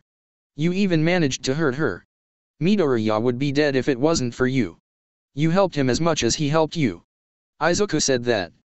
Kyoka took a moment to breathe, and relaxed a bit. Maybe, but I still have a long way to go. I'll see Izuku again, and when I do, I'll be tougher than I am now. Getting up, All Might smiled. That's the spirit. Now come, your parents are waiting. Escorting her outside, All Might watched as the family hugged and got into their vehicle. But as they drove off, All Might looked at the roof of a building across the road. He could faintly see the outline of a tall person. All Might narrowed his eyes and saw the white of someone's eyes, big and slim. It couldn't be Midoriya. All Might took a step forward and was about to jump towards the building when the figure disappeared into the darkness. Knowing that there was no way Midoriya would stay, All Might decided to not chase him. Instead he smiled. Well, Jiro, looks like you'll be just fine. Day of trip. The class was currently taking a bus to their new training grounds deep inside the forest. Kyoka was talking with Mina and Momo, while others were napping or listening to music. Man, I can't wait until we get to camp. I'm so excited, said Mina, bouncing in her seat. It better be, said Kyoka. Some light training and we should be good to go. Speaking of good to go, how are you holding up, Jiro? Asked Momo. Kyoka rubbed her neck. I'm fine now, still a bit shaken up but never better. Crazy to think that he grabbed you out of everyone in the mall, said Mina. What did he say? Something about wanting to kill All Might. I was too scared to focus on what he was saying, said Kyoka, lying. She remembered everything Shigaraki said. But as she said that, the bus they were on suddenly slowed to a stop. All right everyone, get out, ordered Aizawa from the front of the bus. Confused, the class began to walk out of the bus and onto the side of the road. Sir, what are we doing here? Asked Uraraka. I thought base camp was still a bit away. It is, but you guys are starting camp from here, explained Aizawa. Kirishima tilted his head. I don't get it. He means that you students better be ready for anything, said a voice from behind the bus. Jumping from behind the bus were two figures. They landed and struck a pose in front of the class. We are the Wild Pussycats. In front of the class were two female heroes, Pixie Bob and Mandalay. See, they are too impressed to speak, said Pixie Bob, the woman with blonde hair and blue eyes, who also wore a blue top with matching skirt.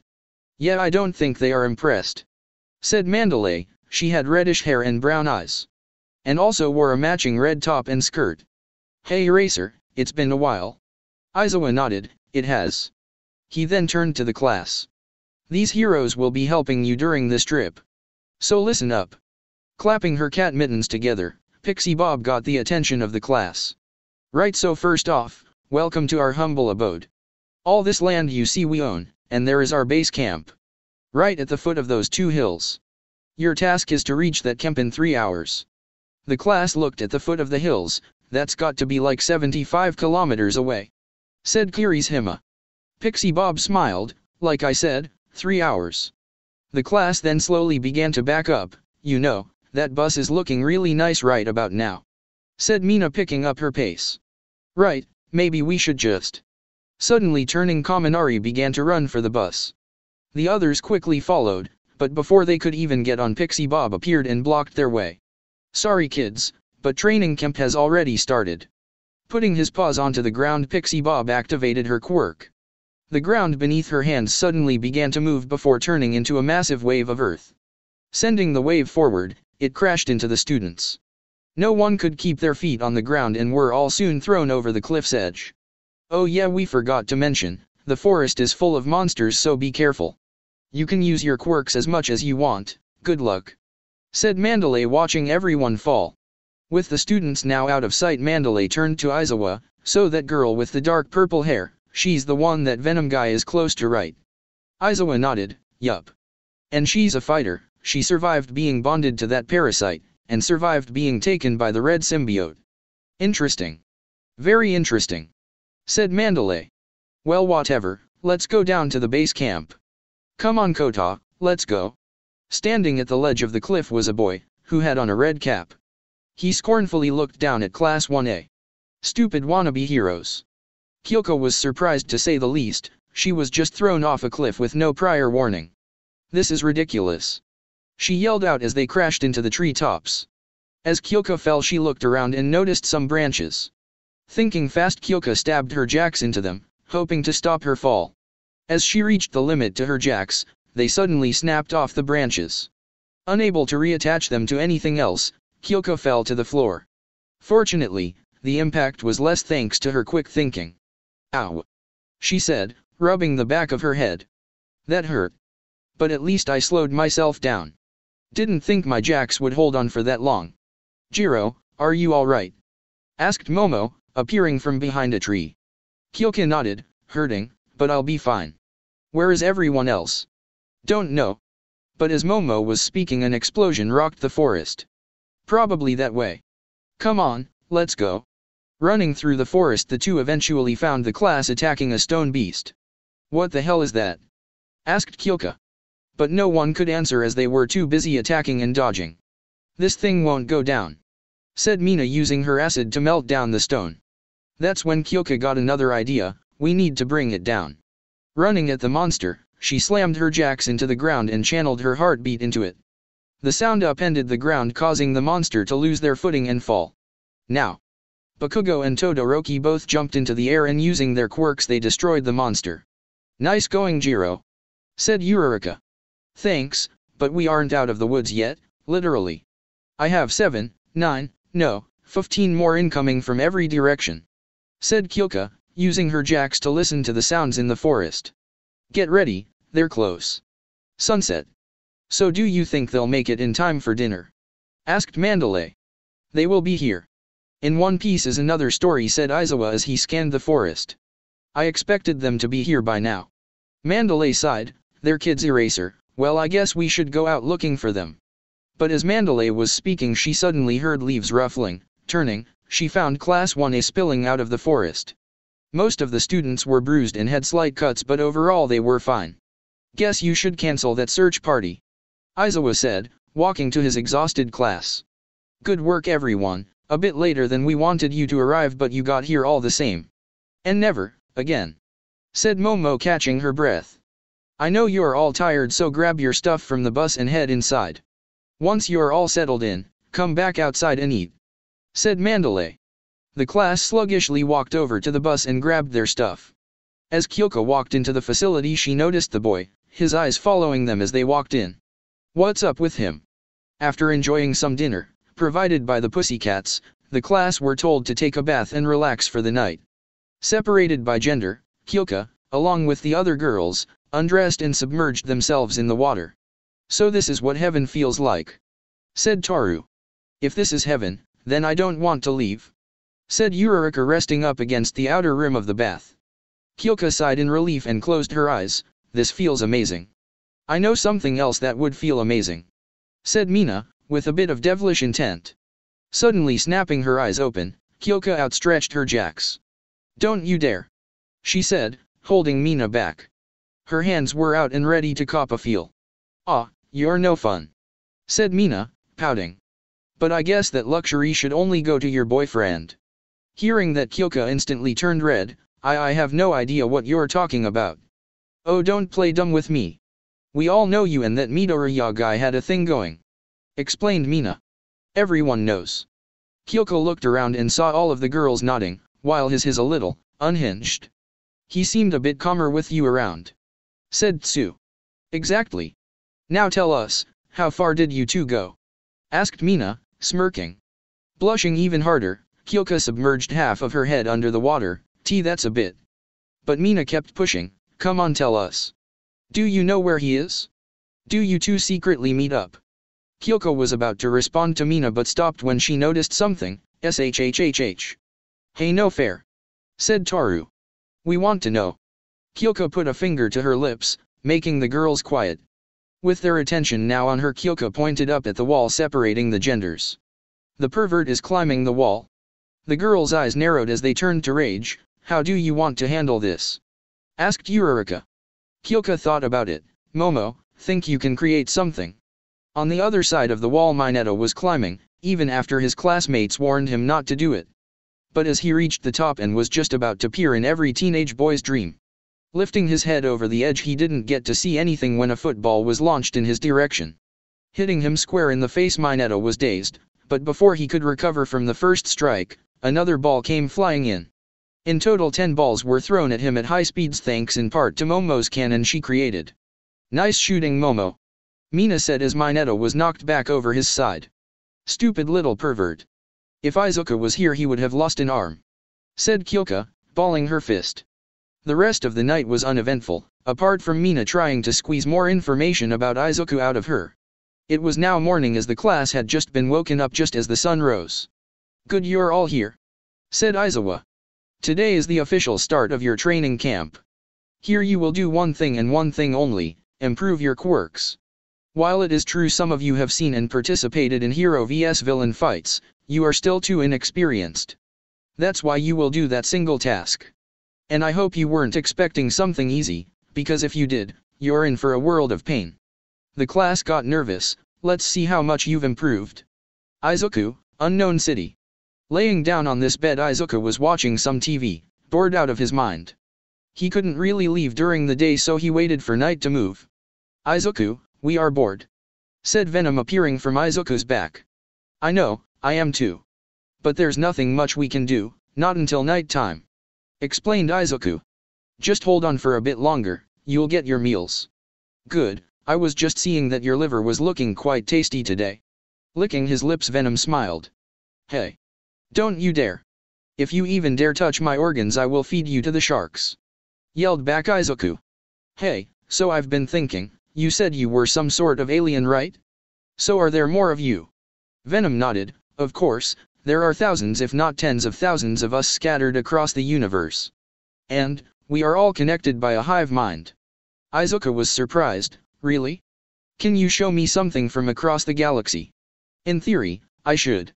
Would you like to? Asked Venom. Izuku sat up on the bed. You serious? Of course I want to. Very well, but I'll warn you, the amount of information you are about to receive could overload your brain and kill you. Izuku blinked rapidly. Now that you understand, let's get started. Hold on for a second, Venom, if this could kill me then I would rather not. But as Izuku was speaking, Venom placed a tendril on his lips. Izuku narrowed his eyes. What is it? Shhh, someone is coming, said Venom. Izuku got up from the bed. Heroes. No, someone else. Covering Izuku completely, Venom jumped onto the ceiling and hung from it. A second later a portal opened up right in front of his door. Stepping out was Shigaraki. Walking inside he looked around and found the TV was still on. "I know you're still here, Venom, show yourself." "You are so easy to kill," said Venom, appearing behind Shigaraki. The villain turned, but as he did Venom grabbed him by the neck and slammed him against a wall. Pinning both of his arms with tendrils to restrict the use of his quirk, Venom growled.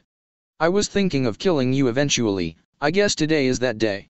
Opening his mouth, Venom was about to bite down on Shigaraki. "You could kill me, or you can save your girlfriend and her friends."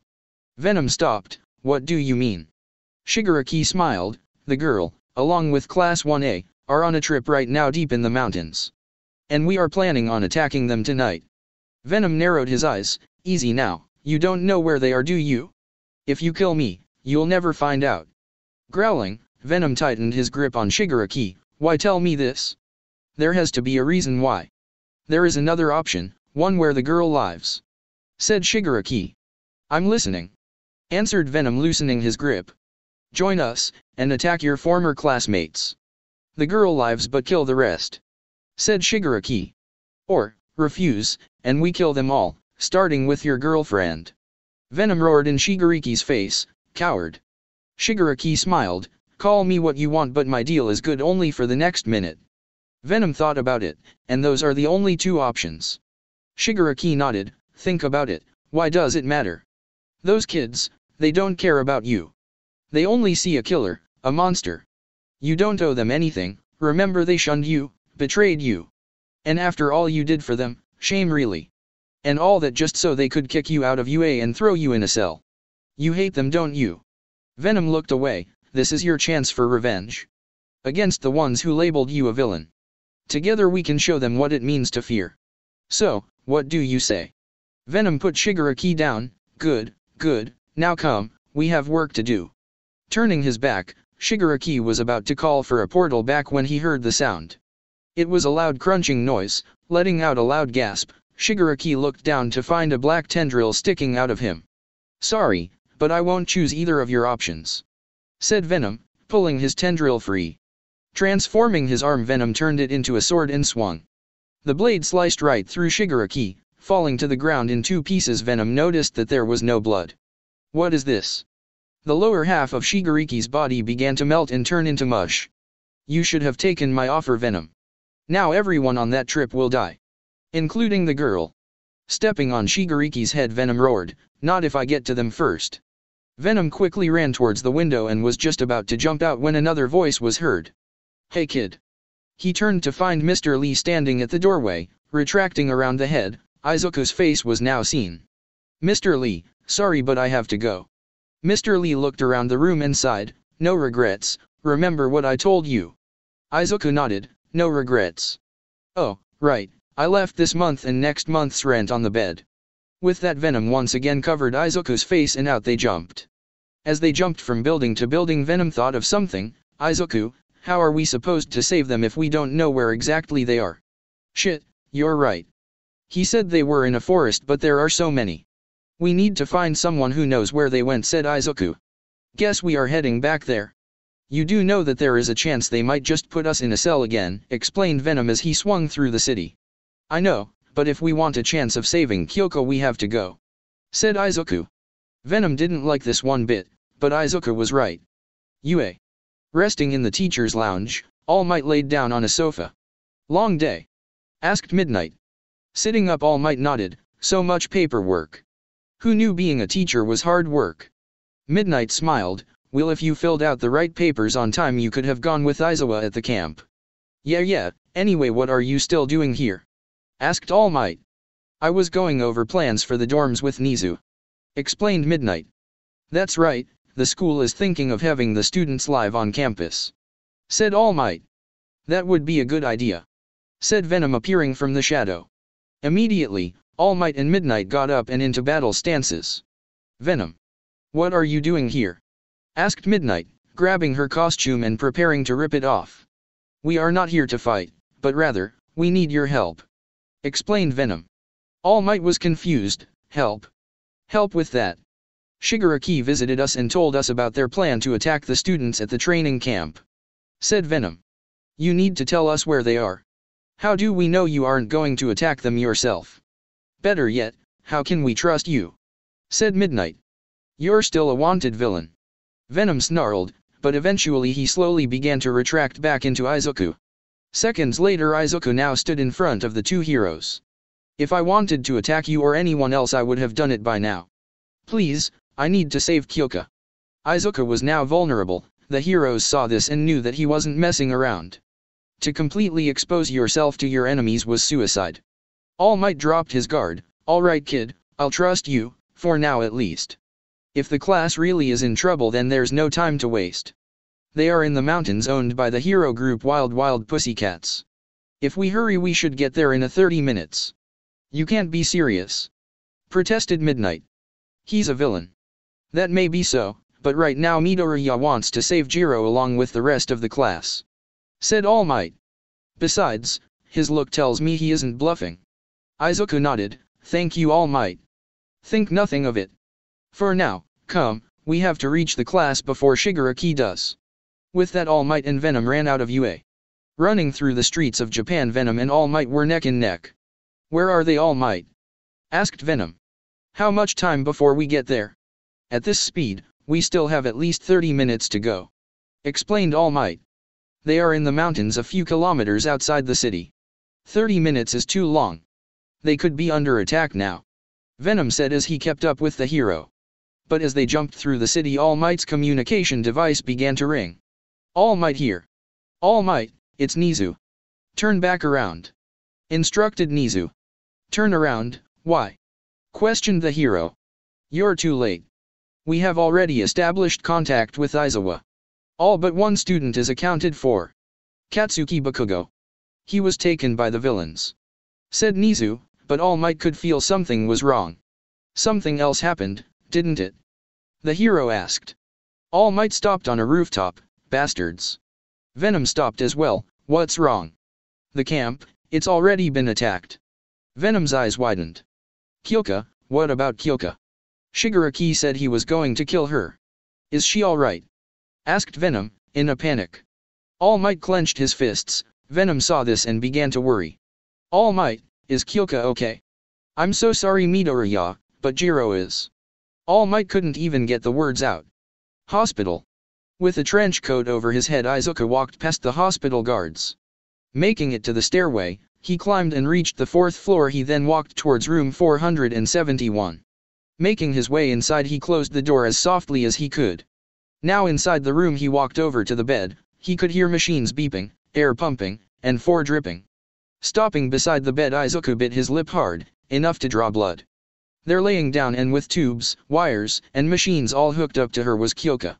Her arms and legs were bandaged up, her face was cut in various places, and from what Izuku could tell she was hit by something big on her stomach. Reaching out, Izuku touched her hand that had the 4 drip on the back. Venom. Damage is extensive.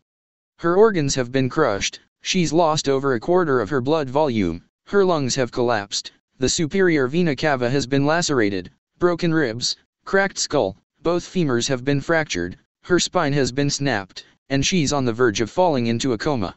Venom explained. It's a miracle she's still alive. Can you do anything? Izuku asked. Heal her like you've healed me? Normally I would, but when I bond to someone I use their body as fuel. If I were to bond with her now, she may die. Explained Venom. I see. Said Izuku, still holding Kyoka's hand. Tell me All Might, do you know what happened? According to the other students Jiro, along with Yaoyorozu, were attacked by a Nomu along with a man with a muscle quirk. They fought back but ultimately fell fighting against it. However, Yaoyorozu claims that the Nomu was targeting Jiro more. Explained All Might. By the time Aizawa and the other heroes there found them, it was already too late. Yaoyorozu carried Jiro on a backboard as far as she could. What do the doctors say? And what about Recovery Girl? Asked Izuku. Doctor says she is in critical condition. Normally we would call Recovery Girl, but if she were to use her quirk now in Jiro's weakened state it may prove to be fatal, said All Might. All we can do is hope her condition gets better. And if she doesn't? Izuku asked, his voice trembling. All Might looked away. If her condition deteriorates then there would be nothing we can do.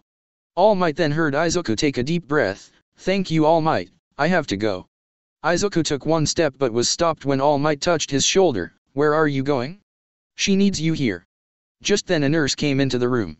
All Might sir, her parents are here to see her, the nurse said. All Might turned to find Mr. and Mrs. Jiro.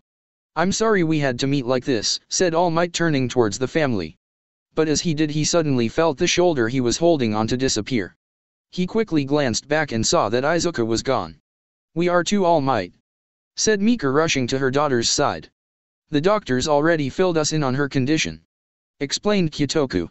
I promise we are doing everything we can to find who did this to her, said All Might trying to comfort the family. Mika nodded, thank you All Might, would you mind giving us some time with our daughter? Of course, if you need anything just press the call button. With that All Might walked out of the room leaving both parents alone. Kyotoku clenched his fists, I'm such a useless father. I couldn't even protect my own daughter. Mika turned to her husband with tears in her eyes, I know how you feel, I feel the same. But we can't go around blaming ourselves. Right now what Kyoka needs is us by her side.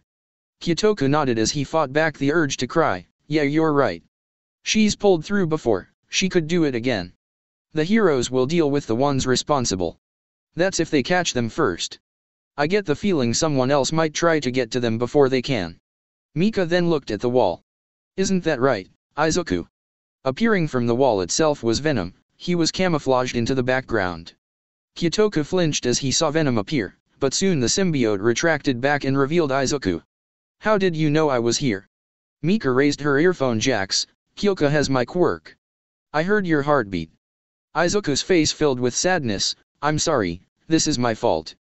Mika raised an eyebrow, if Kyoka never met me then maybe she wouldn't be here right now, if just stayed away, then maybe. You're an idiot, you know that. Izuku looked up to Kyotoku. Do you think Kyoka would want you talking like that? He then walked over to Izuku, if you never met her then we wouldn't have ever seen her so happy. Izuku was confused, what? It's true, said Mika. Every time she'd talk or think of you Kyoka would have the biggest smile on her face. The time you spent with her was some of the best of her life. So don't you dare say you wish you never met. Izuku now was the one fighting back tears, I don't know what to do. I'm scared that I might lose her, scared that this will happen again. What should I do? Mika got up and walked over to Izuku and placed a hand on his shoulder, you already know the answer to that don't you? Izuku looked Mika in the eyes, they were like Kyoka's, are you sure this is what she would want? I'm not sure, said Mika. But it's what we want, it goes without saying that it's what you want too. And I think you already know who did this to her. Nodding Izuku's eyes sharpened, I do. Good, then you give them hell, said Kyotoku. But not tonight. My husband is right, said Mika. Right now your place is with us, beside her. We don't know if she'll hold on through the night, so please, stay here. Izuku nodded, thank you. For 24 long hours Izuku stayed by Kyoka's parents' side. There were some close calls where they all thought that it was over, but fortunately Venom stepped in and helped stabilize her, if only for a moment, but as soon as Venom let the doctors take over her condition worsened. But now it was the worst case scenario, Izuku and Kyoka's parents were waiting outside in the hallway. The doctors and nurses took Kyoka away to try and repair some of her damaged organs with the help of a doctor with a special quirk. Suddenly the door to the operating room opened up and out walked the doctor. The trio all quickly got up. Doctor, how's our daughter? Asked Mika. Removing her mask, the doctor's expression turned one to sadness. We managed to repair most of her broken bones, but her organs are another problem. Everything else is damaged beyond repair. Her organs are starting to fail. The trio's heart broke. She can't even breathe properly on her own.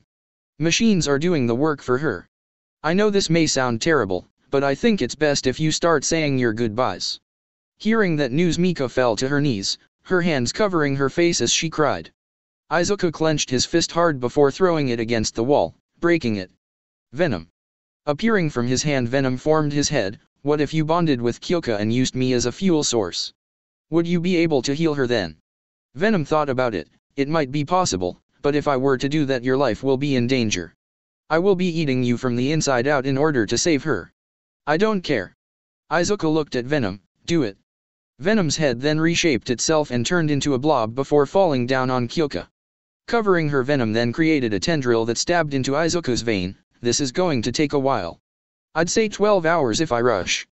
But I will try to work as fast as I can so as to not put your life at risk. Now separated from Venom, Izuku fell to his knees. Midoriya. Are you alright? Asked Mika, making sure he was alright. I'm fine, I can already feel myself being drained. Izuku explained. But I don't matter right now, Kyoka does. Kyotoka helped Izuku up. You're doing this family a great service. No, don't thank me. Izuku said. Not until she's back on her feet. But as Venom healed Kyoka, All Might suddenly walked into the room. Izuku, we found them. Izuku's eyes widened when he heard the news, turning, his eyes burning with rage. Where? Kamino Ward. Izuku's underground contacts were able to trace them to the city. Explained All Might. But you don't have an exact location yet. Said Izuku. Let me handle that. But that's when Izuku stopped. Kyoka, I can't leave her, Venom is healing her. But that's when Mika approached Izuku. Let us do that. What? You heard what Venom said, he will be using you two as fuel source. Said Izuku. We know, said Kyotoku. But we are her parents, and will gladly die if it means she gets to live. There is a compromise, said Venom, appearing from the sludge covering Kyoka. I can leave a part of me with them. Use both of them as a fuel source, and minimize the effects on their bodies. Healing will be much slower and may not be as effective, but it's worth a try. Izuku thought about it. Can you do that? Can you actually split up into different yous? I've never tried it before, but I'm certain that whatever I leave behind will die a short while later. Explained Venom. And you will also not be able to draw out my full power. Doesn't matter, as long as you can help us both then it's worth doing. Said Izuku. Venom nodded and quickly jumped at Izuku. Now fully covered in venom, Mika and Kyotoka looked at Kyoka to see that a part of Venom was still attached to her chest with the tendril now attached to both parents. This part of me should last for about 3 hours. We have to return before then. Then go, you don't have much time. Said Mika. Izuku nodded and covered his face with venom. Let's go All Might. Nodding All Might motioned for him to follow. We have several heroes already en route, along with the police. Venom growled, the police. This better not be a trap All Might, or I'll take your head. No traps, no gimmicks, no tricks. All Might said. We want to get these guys just as much as you do. Venom scoffed, I seriously doubt that. But go on. Making it to the outside of the building All Might stopped. Technically speaking, you shouldn't be informed about this since you are still an outlaw. Venom growled, let's just go, spending more time here is less time I spend healing Kyoka. Right, sorry. If we hurry we can make it to Kamino Ward in 30 minutes. Follow me. All Might then jumped into the air. Venom sprouted his wings and took off following above the hero. 30 minutes later, Kamino Ward. Arriving at the outskirts of the city All Might jumped up to Venom, I have to rendezvous with the police and the other heroes. You said you had a way to find them. Venom nodded, I do. How will you contact us when you find them? Asked All Might. Smiling, Venom looked ahead, don't worry, you'll know. Give us 10 minutes and we'll find where they are. Breaking off from All Might, Venom headed straight for the tallest building in the city. A few minutes later Venom landed atop the building. Retracting his wings he held onto the radio pole and looked around at the city. The insects are here somewhere. So how are we supposed to find them? Asked Izuku. Showing his teeth Venom smiled, like this. Creating 4 tendrils from his back Venom growled as he extended them with each heading north, south, east, and west. Normally they would only extend a few meters at best, but not this time. Using everything he had Venom pushed past his limit, 10 meters, 20 meters, 40 meters, 80 meters, 160 meters. Making it to the ground they then headed down the streets. Soon the 4 tendrils began to split up into smaller versions, small enough to get through doors, windows, cars, you name somewhere you can get into, Venom got through. Kamino Ward was, on estimate, a small 4 miles wide, or 6.4 kilometers and Venom's tendrils had to cover every inch of it.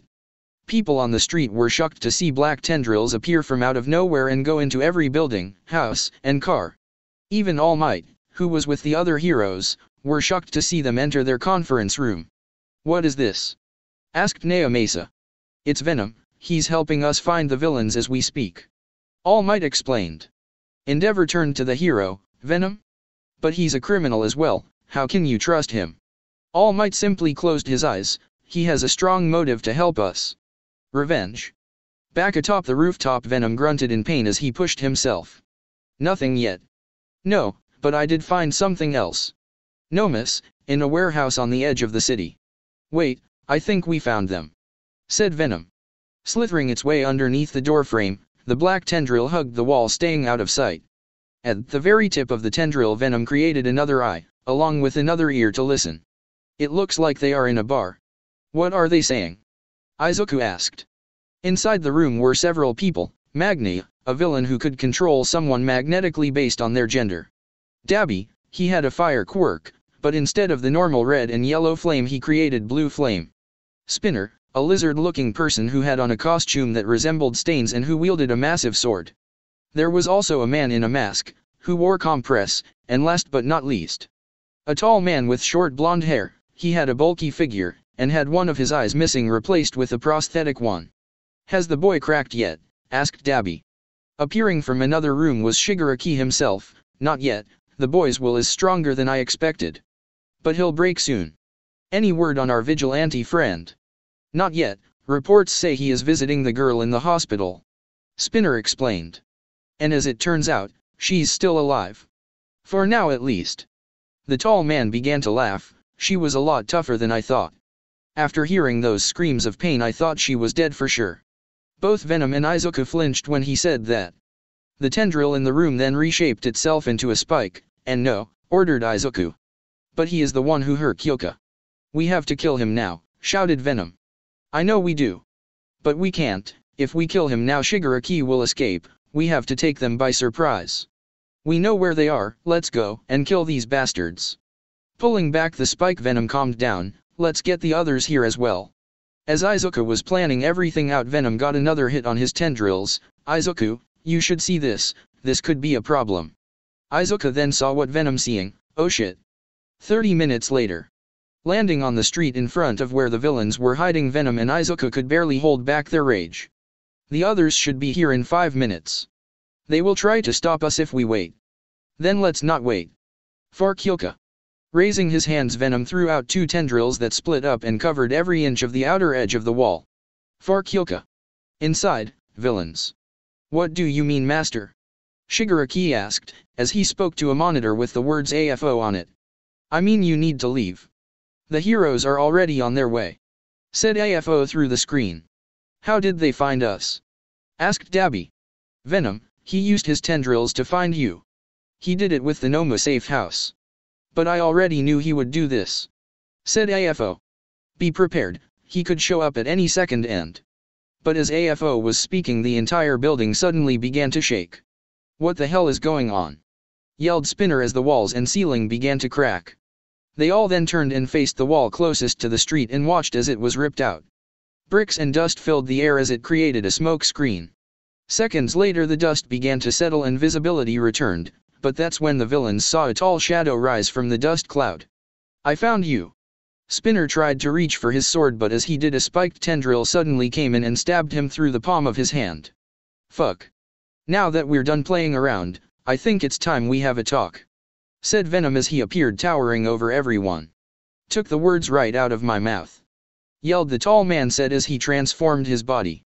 Suddenly muscle fibers began to appear from the man's arms, legs, body, and completely covered him. Increasing his strength, along with speed. This was Muscular, a crazy villain who killed heroes before. Now die. Muscular threw his fist forward, but just as he was about to punch Venom, a piercing sound was heard. Muscular grunted a bit before suddenly stopping in his tracks. What? The villain looked down to see a tendril go through his abdomen. Turning around, Venom then grabbed Muscular by the head with both hands. You hurt my Kyoka. You said you found pleasure hearing her cry, so I wonder what kind of noise you'll make when I pop you from the inside out. Forcing Muscular's mouth open, Venom then shoved his entire hand down his mouth.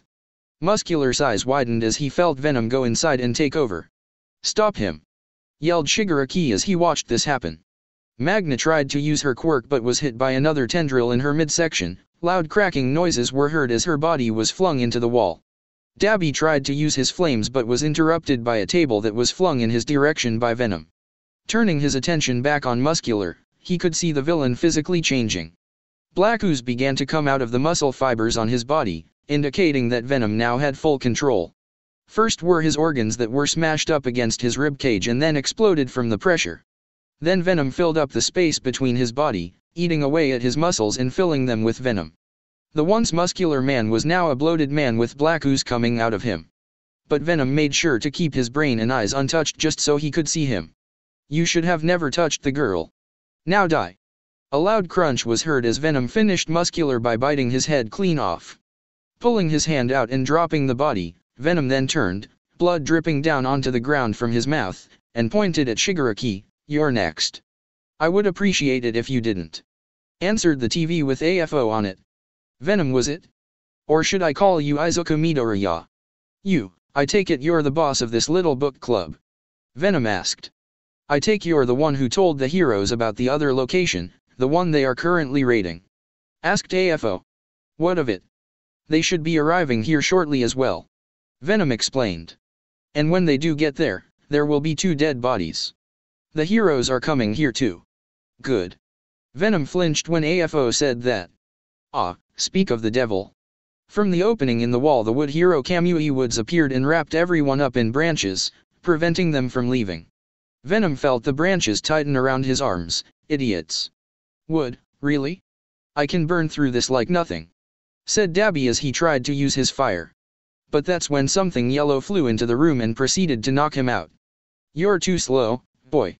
Said a small hero wearing a yellow and white suit. Izuku recognized the hero. That's Gran Torino, an old school hero. I don't care who he is. Release me. Yelled Venom as he struggled against the wood. Easy kid, we just need you out of our way for a bit. Explained Gran Torino. Out of your way? Who do you think brought you here? Flexing his muscles Venom began to crack the wood holding him. Soon audible breaking was heard before the wood finally shattered, splintering in different places. But I guess we should thank you, you wrapped up my prey. Now this won't take long. Venom began to walk towards Shigaraki but Gran Torino came flying in. Sorry, but you already killed enough. The old hero tried to kick Venom across the face but was stopped by Venom's hand around his neck. You're a slow old man. You aren't fit to be a hero anymore. Tossing Gran Torino aside the hero slammed against the wall. Retirement suits you better. Now where were we? Ah yes, time to die. Walking over to the wood holding Shigaraki, Venom snapped the branch just far enough as to not set him free but enough that he was still held in place. Grabbing him, Venom then picked him up and opened his mouth. Fitting Shigaraki's entire head in his mouth Venom was about to bite down when someone grabbed his arm. That's quite enough Izuku. Venom turned to find All Might. All Might, maybe 5 minutes was too generous. Let me go now, I need to kill this piece of trash. Sorry but no, as much as he deserves to die I won't let you. We'll do this our way, the right way. Said All Might. Venom was surprised. Do you have any idea how many people he's hurt? How many he will kill? If we don't kill him here and now he'll just come back. No he won't. Said All Might. You have my word, he won't see the outside of a cell again. Venom looked like he was putting Shigaraki down, but instead he smacked All Might across the face. No, not good enough. The only way to solve a problem is to eliminate it. The boy is right, All Might. Said AFO from the TV. All for one, so you finally come. Fight me and end this. Said All Might getting up. And while you're at it, give us back Bakugo. AFO then began to laugh. Well, since it has been a while since our last reunion. Here. Appearing from the back room and with chains around his body was Bakugo. My gift to you. Bakugo, it's good to see you, my boy. All Might then walked towards Bakugo. Come, let's get out of here. Venom scoffed at the sight. Whatever, Bakugo wasn't even a priority for me. He was. Oh right, sorry about this Venom. But you'll have to get your revenge another time. While he is inexperienced, Shigaraki is important, so I can't let him die just yet. Just then black sludge suddenly appeared in front of Venom, as well as several places inside the bar. What is this? Asked All Might. But his question was answered as a screech was heard. Everyone turned to find Inomu tackle Venom to the ground. Fuck. These Nomus, they were the ones at the other place. Soon several dozen Nomas appeared. Right you are, so have fun dealing with these. Until we meet again, heroes. Slicing the head off of a Noma, Venom saw the villains were teleporting away through the black sludge. No. Ripping another Nomu in two, Venom lunged at Shigaraki just as his face was disappearing through the portal. Reaching out, Venom managed to grab the portal and hold it open. Using everything he had, Venom forced open the portal even wider and managed to slip through.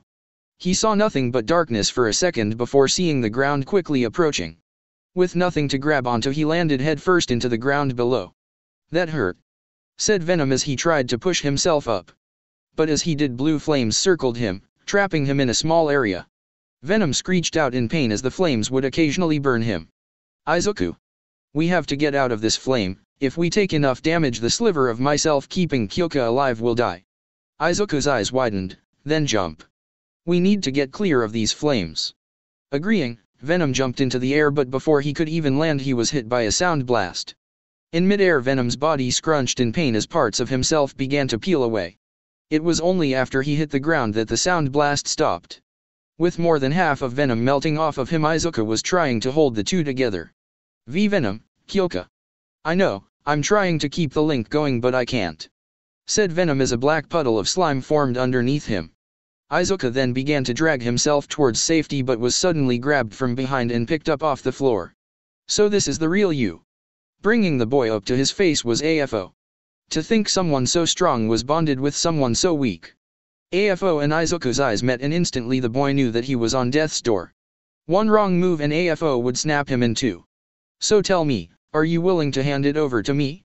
In exchange, I'll let you live. Izuku smirked.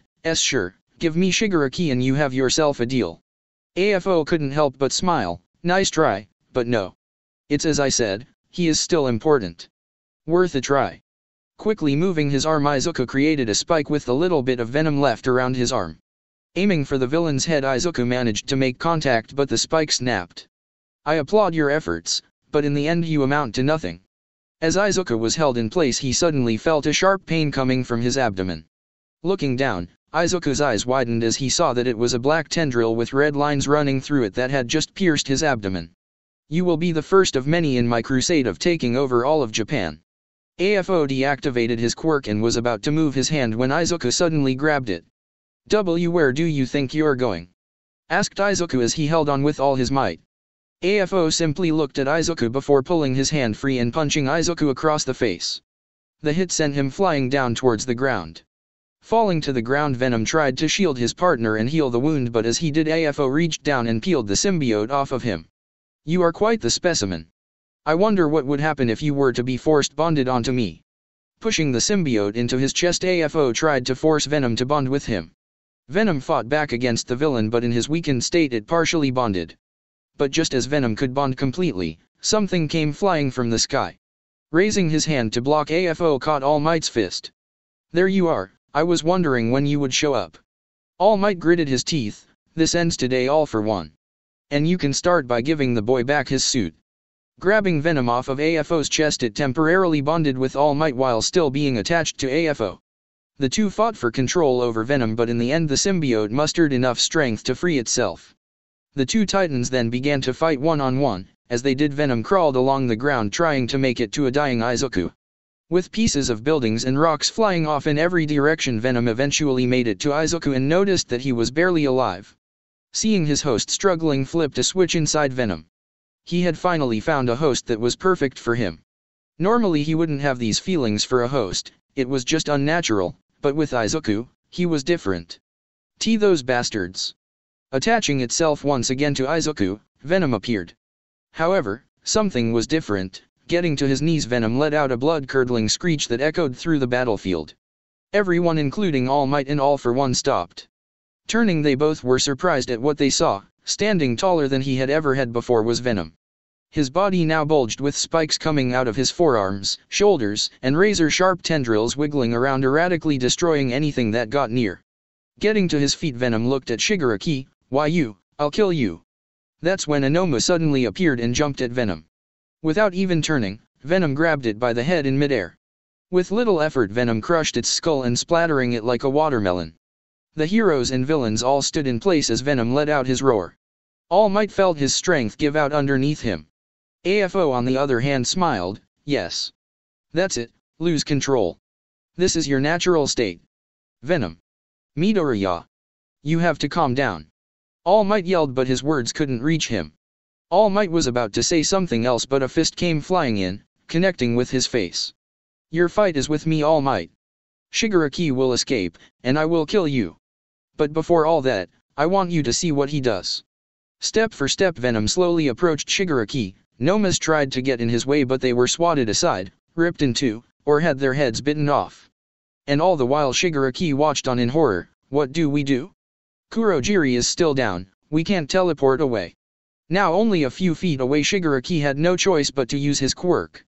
Touching the ground he turned it to dust causing Venom to fall into a ravine. This gave Shigaraki a few seconds but before he could even run away a black tendril attached itself to his back.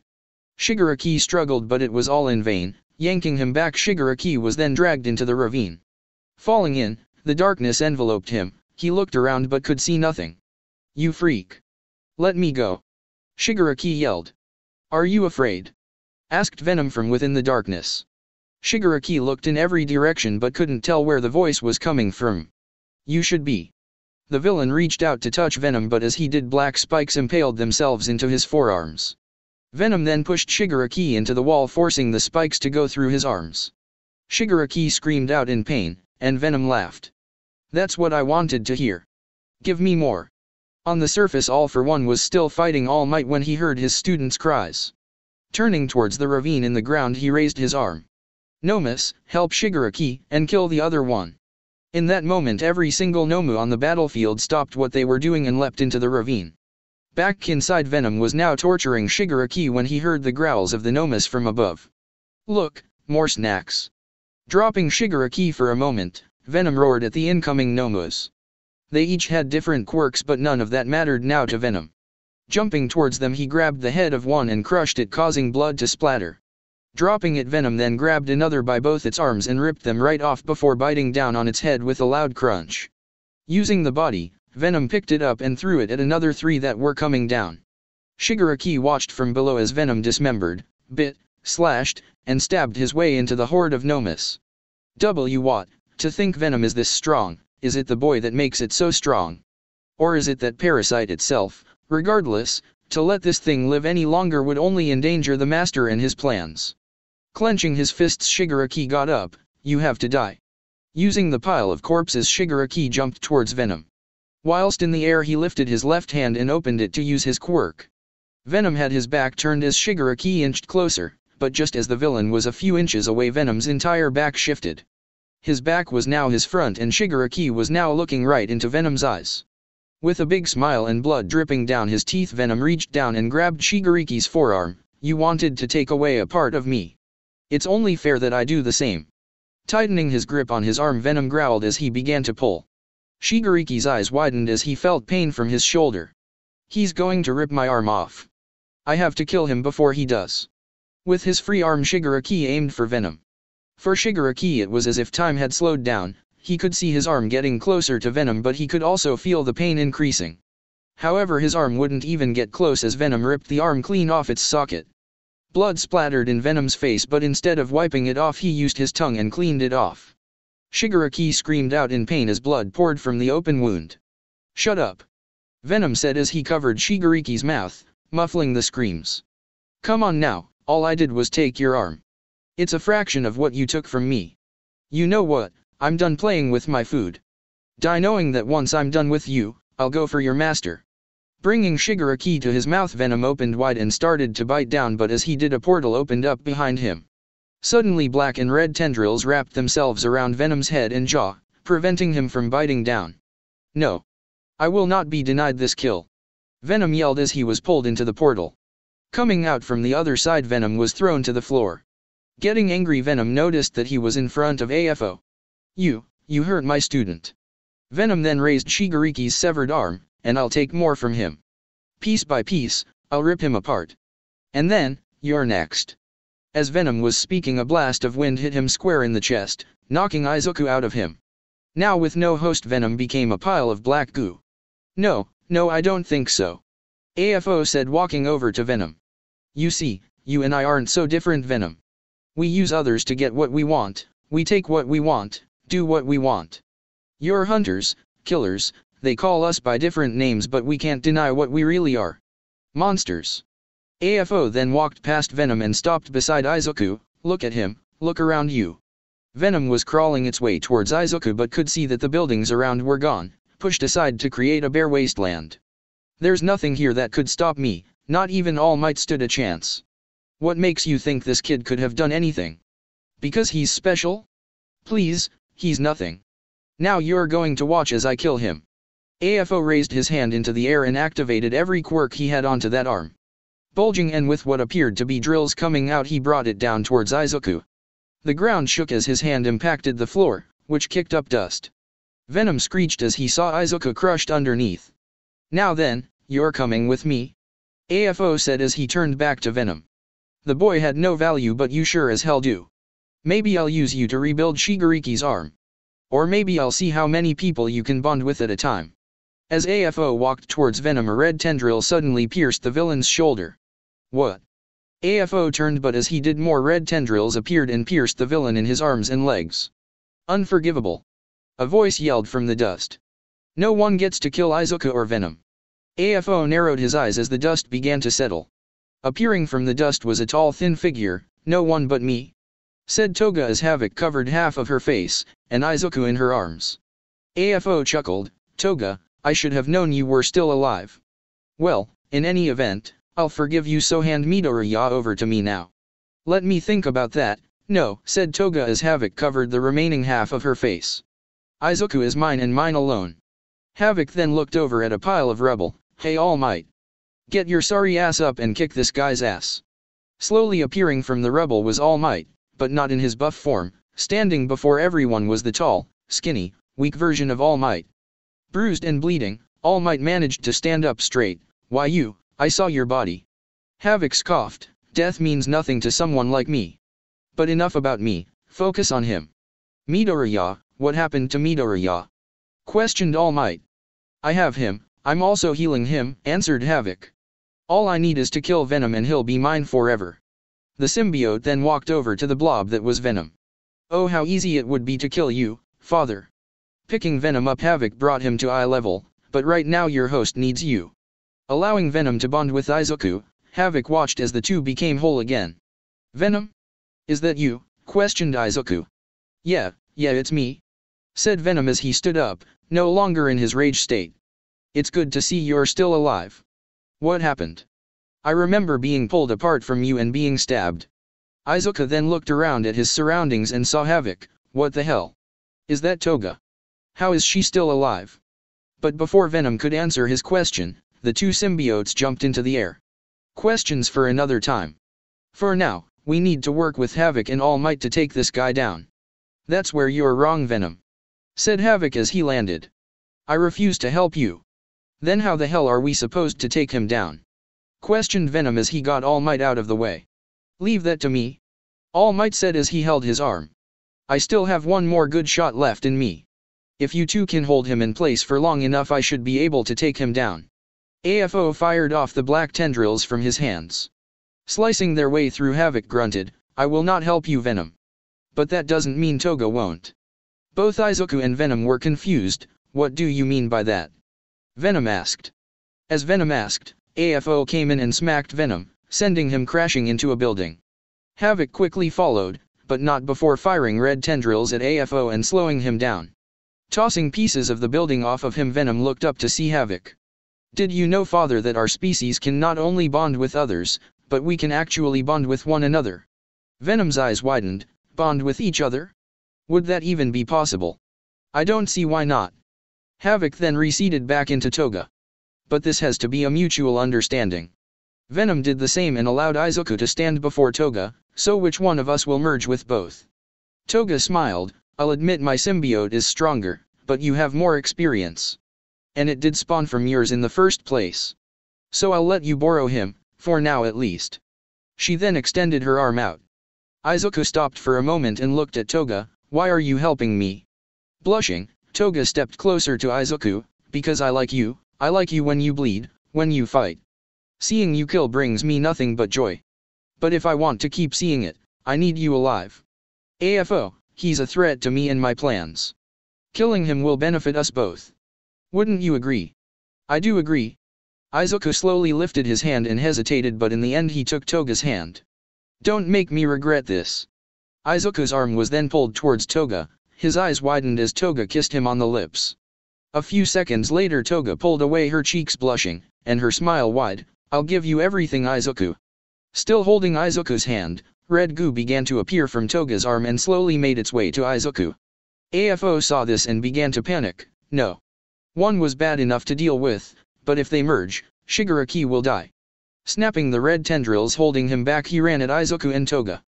But before he could get close he felt someone tackle him. Did you forget about me? Said All Might as he appeared to have only half of his buff form. Stupid hero. Don't you see what they are doing? The boy had no control over that symbiote, and now he's going to have to. Yelled AFO as he punched All Might away. Back with Izuku, he could feel it. He could feel havoc enter his body, his mind, every fiber of his being. But that's not all he saw. Since Havoc was bonded with Toga, Izuku got to see her life, her story. He could see glimpses of her childhood. Toga, so that's what you wanted. I'll admit, it's not a bad dream. Let's do this, yelled Venom as he and Havoc began to cover Izuku. This new combined symbiote had Venom's build, with sharp red fingertips, and red streaks going up and around the black of Venom's arm. They also had black and red tendrils sprouting from their back which were sharpened at the ends. We are no longer Venom or Havoc. We are Ruin. Stomping his foot into the ground, Ruin looked up at AFO and then to his right only to see Shigaraki. Time for round 2. Pushing off, Ruin ran at Shigaraki. His speed was greater than before, even AFO had a hard time tracking him. Raising his hand, Ruin transformed it into a spiked ball and brought it down atop Shigaraki. But as it was about to hit, a portal opened up underneath Shigaraki and swallowed him in before closing right as Ruin's attack hit. Reappearing behind AFO, Shigaraki grunted in pain. It's time for you to get out of here. Shigaraki got to his feet, and no, I won't leave you here to fight that. We can still win. AFO looked at Shigaraki. We can, but only if you stay alive. Leave and make sure my dreams live on. But before Shigaraki could say anything else, AFO lifted his arm as dark red tendrils wrapped around his entire forearm. Are you fucks done talking? I'd like to get back to killing the both of you. Pulling his arm back, Ruin tried to pull AFO towards him, but the villain dug his feet into the ground. You may have 2 of those things now, but you're still the useless human host underneath. Oh really? Tightening his grip on the tendril, Ruin's muscles began to grow. AFO noticed and was about to use a quirk when he felt his feet leave the ground. Shigaraki watched as his master flew through the air. Ruin then reshaped his other hand into a spike before driving AFO through the chest with it. Ruin smiled, but before he could celebrate, AFO grabbed him by the head. Killing me will take much more than that, boy. Suddenly, purple light began to shine from the villain's hands. The light then traveled to Ruin's head and made a pattern. Trying to pull his arm free, Ruin tried to back away, but it was already too late. From the light, pain began to increase. Ruin screeched out in pain, forcing it to its knees. Ruin grabbed AFO's wrists. Through the pain, Ruin smiled. So a test of strength then? Fine. Using more of his strength, Ruin began to forcefully push back AFO's hands from his face. Slowly but surely Ruin got AFO's hands off and began to stand. Ruin now towered over the villain. What's wrong, villain? Am I too much for you? Feeling himself being pushed back, AFO knew he had to do something. No, not too much, just annoying. Maybe burning you away will do the trick. Snapping his fingers, AFO activated another one of his quirks. This one caused a flame to appear from his body and engulf a radius of 3 meters. Pushing the symbiote, AFO laughed. One of your weaknesses is fire, right? Tell me, how does it feel having your body melted away? You tell me. Coming out of the flames was Ruin, parts of his body covered in flame, his claws sharp, and his teeth out and ready. Slashing down, he managed to cut AFO from the chest down to his waist. Not giving him any chance to recover, Ruin continued his attack, hacking and slashing at AFO in various places. Soon blood splattered onto the floor. Out of desperation, AFO used a quirk that created a strong wind and it managed to send Ruin flying back several feet. Now breathing hard and with blood dripping down his body, AFO had limited options. But there was one thing he needed to do. Turning, he looked at Shigaraki. The look in his eyes said it all. Shigaraki didn't like that look. And no. Don't. Waving his hand, AFO opened up a portal. Live Shigaraki, you have to live. The portal then began to pull him, Kurojiri, and the rest of his crew through. Shigaraki begged his master to let him stay, but he would have none of it. Finally through the portal Shigaraki disappeared through it. When he did, AFO closed the portal. You didn't chase them. Didn't you want Shigaraki dead? I do. Ruin said as he stood looking at AFO. But we'll see him soon enough. For now, killing you will suffice. You make it sound so easy. AFO said as he lifted his arm. But as he did, black and red tendrils appeared from the ground and wrapped themselves around his arms, legs, and neck. It is. Ruin said as he held AFO in place. Now All Might. Jumping from the roof of a broken building, All Might clenched his fist, the left side of his body buffed up. AFO's eyes widened. Idiot, you just made yourself an easier target. Pushing against Ruin's tendrils, AFO put all of his strength into his arm and managed to lift his arm, aiming it at All Might. But Ruin had a plan. Reshaping the tendrils into a sharp thin fiber, he pulled hard. The fiber sliced through AFO's hand with ease. Blood splattered as AFO's hand hit the ground. With no way of attacking, AFO watched as All Might came in and punched him across the face. The hit caused a loud boom which forced AFO to his knees but didn't finish him. Spitting out blood, AFO smiled. I'm still standing, hero.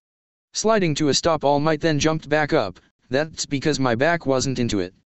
Transferring his power to his right, All Might threw one final punch. This is for everyone. United States of Smash. Using everything he had, All Might hit AFO square in the head. The hit created a tornado that stretched into the sky several hundred meters in a shock wave that knocked over some of the remaining buildings in the area. Ruin created a shield around himself just as the shockwave hit. Dust covered the area, limiting what everyone could see. But a few seconds later the center began to clear up, revealing none other than All Might standing beside a fallen AFO. All Might bled, his hero costume was torn, but he still found the strength to raise his fist into the air and for one final time, transform his entire body back into his buff form. Ruin took down the shield he was behind and was pleased that All Might took him down. At least now he could get back to Kyoka. Reacting back, Izuku appeared. It's over. So where does that leave us? Asked Toga, appearing behind him. The two enemies looked at each other. It would be so easy. Killing you here will spare me a lot of headaches. Izuku reshaped his hand into a blade. The wind blew past the two of them as the tension grew, but in the end Izuku sighed. But you did help me. Besides, I now know why you turned out like this. Izuku then let Havoc go and rebond with Toga. You know it wasn't your fault, said Izuku as Havoc covered Toga. I can help you, we don't have to kill each other. With her face exposed, Toga smirked. Sorry, but it's too late. Far too late. I have my path and you have yours. And I'll kill anyone who gets in my way, including you. Come near me again and I'll make sure you stay dead for good this time, said Izuku. Havoc covered Toga's head. I'll see you soon, father. With that, Havoc jumped into the air and began to swing away. Will we really see her again? Venom asked. I'm sure we will. Let's go while everyone is distracted with All Might's victory. We still need to save Kyoka. Izuku was about to let Venom take over when he heard someone laugh. His eyes widened, and no, he didn't die. Back with All Might, he could no longer hold on to his buff form. Coughing out blood, the hero knew that his time as a hero was over. What's wrong, All Might? Have the embers inside you finally extinguished? Yeah, they have. But that's okay, my embers are out but my students is barely starting to burn. They are the future.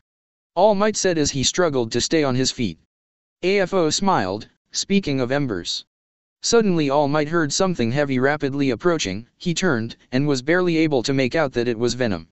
All Might's eyes widened. Wait, Midoriya. But it was no use, Venom didn't move aside. He ran over All Might as he jumped onto AFO and grabbed his neck with both hands. With his teeth out, Venom roared into the villain's face. Kill you. I'll kill you with my own hands. AFO smiled as Venom began to choke him. Is this the embers you were talking about, All Might? All Might groaned in pain as he rolled to his side and saw Venom. Midoriya. Don't, it's over. He can't hurt anyone anymore. Killing him won't do any good. Venom tightened his grip. Oh, it would do some good. It would make me feel. Venom then retracted back into Izuku, leaving only his arms covered in the symbiote. Better. Midoriya, please. This isn't what young Jiro would want, said All Might as he begged for him to stop. You keep her out of this. If it wasn't for you, he wouldn't be here right now. He wouldn't have found Shigaraki, and he wouldn't have hurt Kyoka. I'm doing what you heroes won't. As Izuku choked AFO, audible pops were heard. Please, I've lost people because of him too. You're not the only one. But we have to keep hoping that there will be better days. Hope that one day that he will pay for his crimes. But it can't come like this. Izuku turned to All Might, his eyes softening. My teacher once said that in order to be a hero you have to be able to make the hard choices. This is your chance to be the hero that you always wanted to be. Can you make sure it happens? That he gets what's coming to him? Izuku asked. All Might nodded, I can, and I swear to you he won't hurt anyone ever again. Just let him go. Taking a deep breath, Izuku nodded. All Might smiled, but it was all an act. It looked as if Izuku was going to let AFO go, but at the last moment he looked down at the villain. Sorry All Might, but I can't do that. Squeezing his hands together, Izuku tightened his grip, and with one powerful motion a loud cracking noise was heard. All Might flinched as Izuku broke AFO's neck, killing him as the world watched. The smile on All Might's face disappeared. Why? Izuku stood up, his back towards the hero. I'm no hero, All Might. Black sludge then began to cover Izuku completely. We are Venom. With that now out of the way, Venom jumped away. With only one destination in mind. Hospital. Mika and Kyotoka were exhausted. The small piece of venom that was left behind deteriorated about 20 minutes ago. It took everything they had, but it wasn't enough to heal Kyoka. Currently, she was laying in her bed. The doctor had told them that she was out of time. Standing next to Kyoka was Mika. She took her daughter's hand and gently caressed it. Look at her, she looks so peaceful. Kyotoka nodded. She hasn't looked this peaceful since she was a baby. He laughed. Remember when she was little, she used to grab the box of guitar picks and throw them. Mika laughed as the tears ran down her face, or how she used to bang on the drums at trying to copy us. But she chose to be a hero. She was always fascinated with helping people. Kyotoka said as he held his wife up. I just wish we could have more time with her. Seeing her grow up into the hero she always wanted to be. As the two parents stood there in silence, black sludge appeared covering Kyoka. Don't worry, you'll get that time. I promise. The two turned to find Izuku coming in through the window. His face was cut up and bleeding. Toga healed the large injury he sustained, but everything else was still open. Midoriya, you're back, said Mika, happy to see Izuku again. Is it done? Izuku walked over to Kyoka's bed. Yes, it's over, for now at least. I still have to find one more person. Kyotoka noticed the trail of blood Izuku was leaving behind. Son, you need to get help. You're bleeding. Izuku shook his head. I'll be fine, I still need to heal Kyoka. Can I stay with her a bit?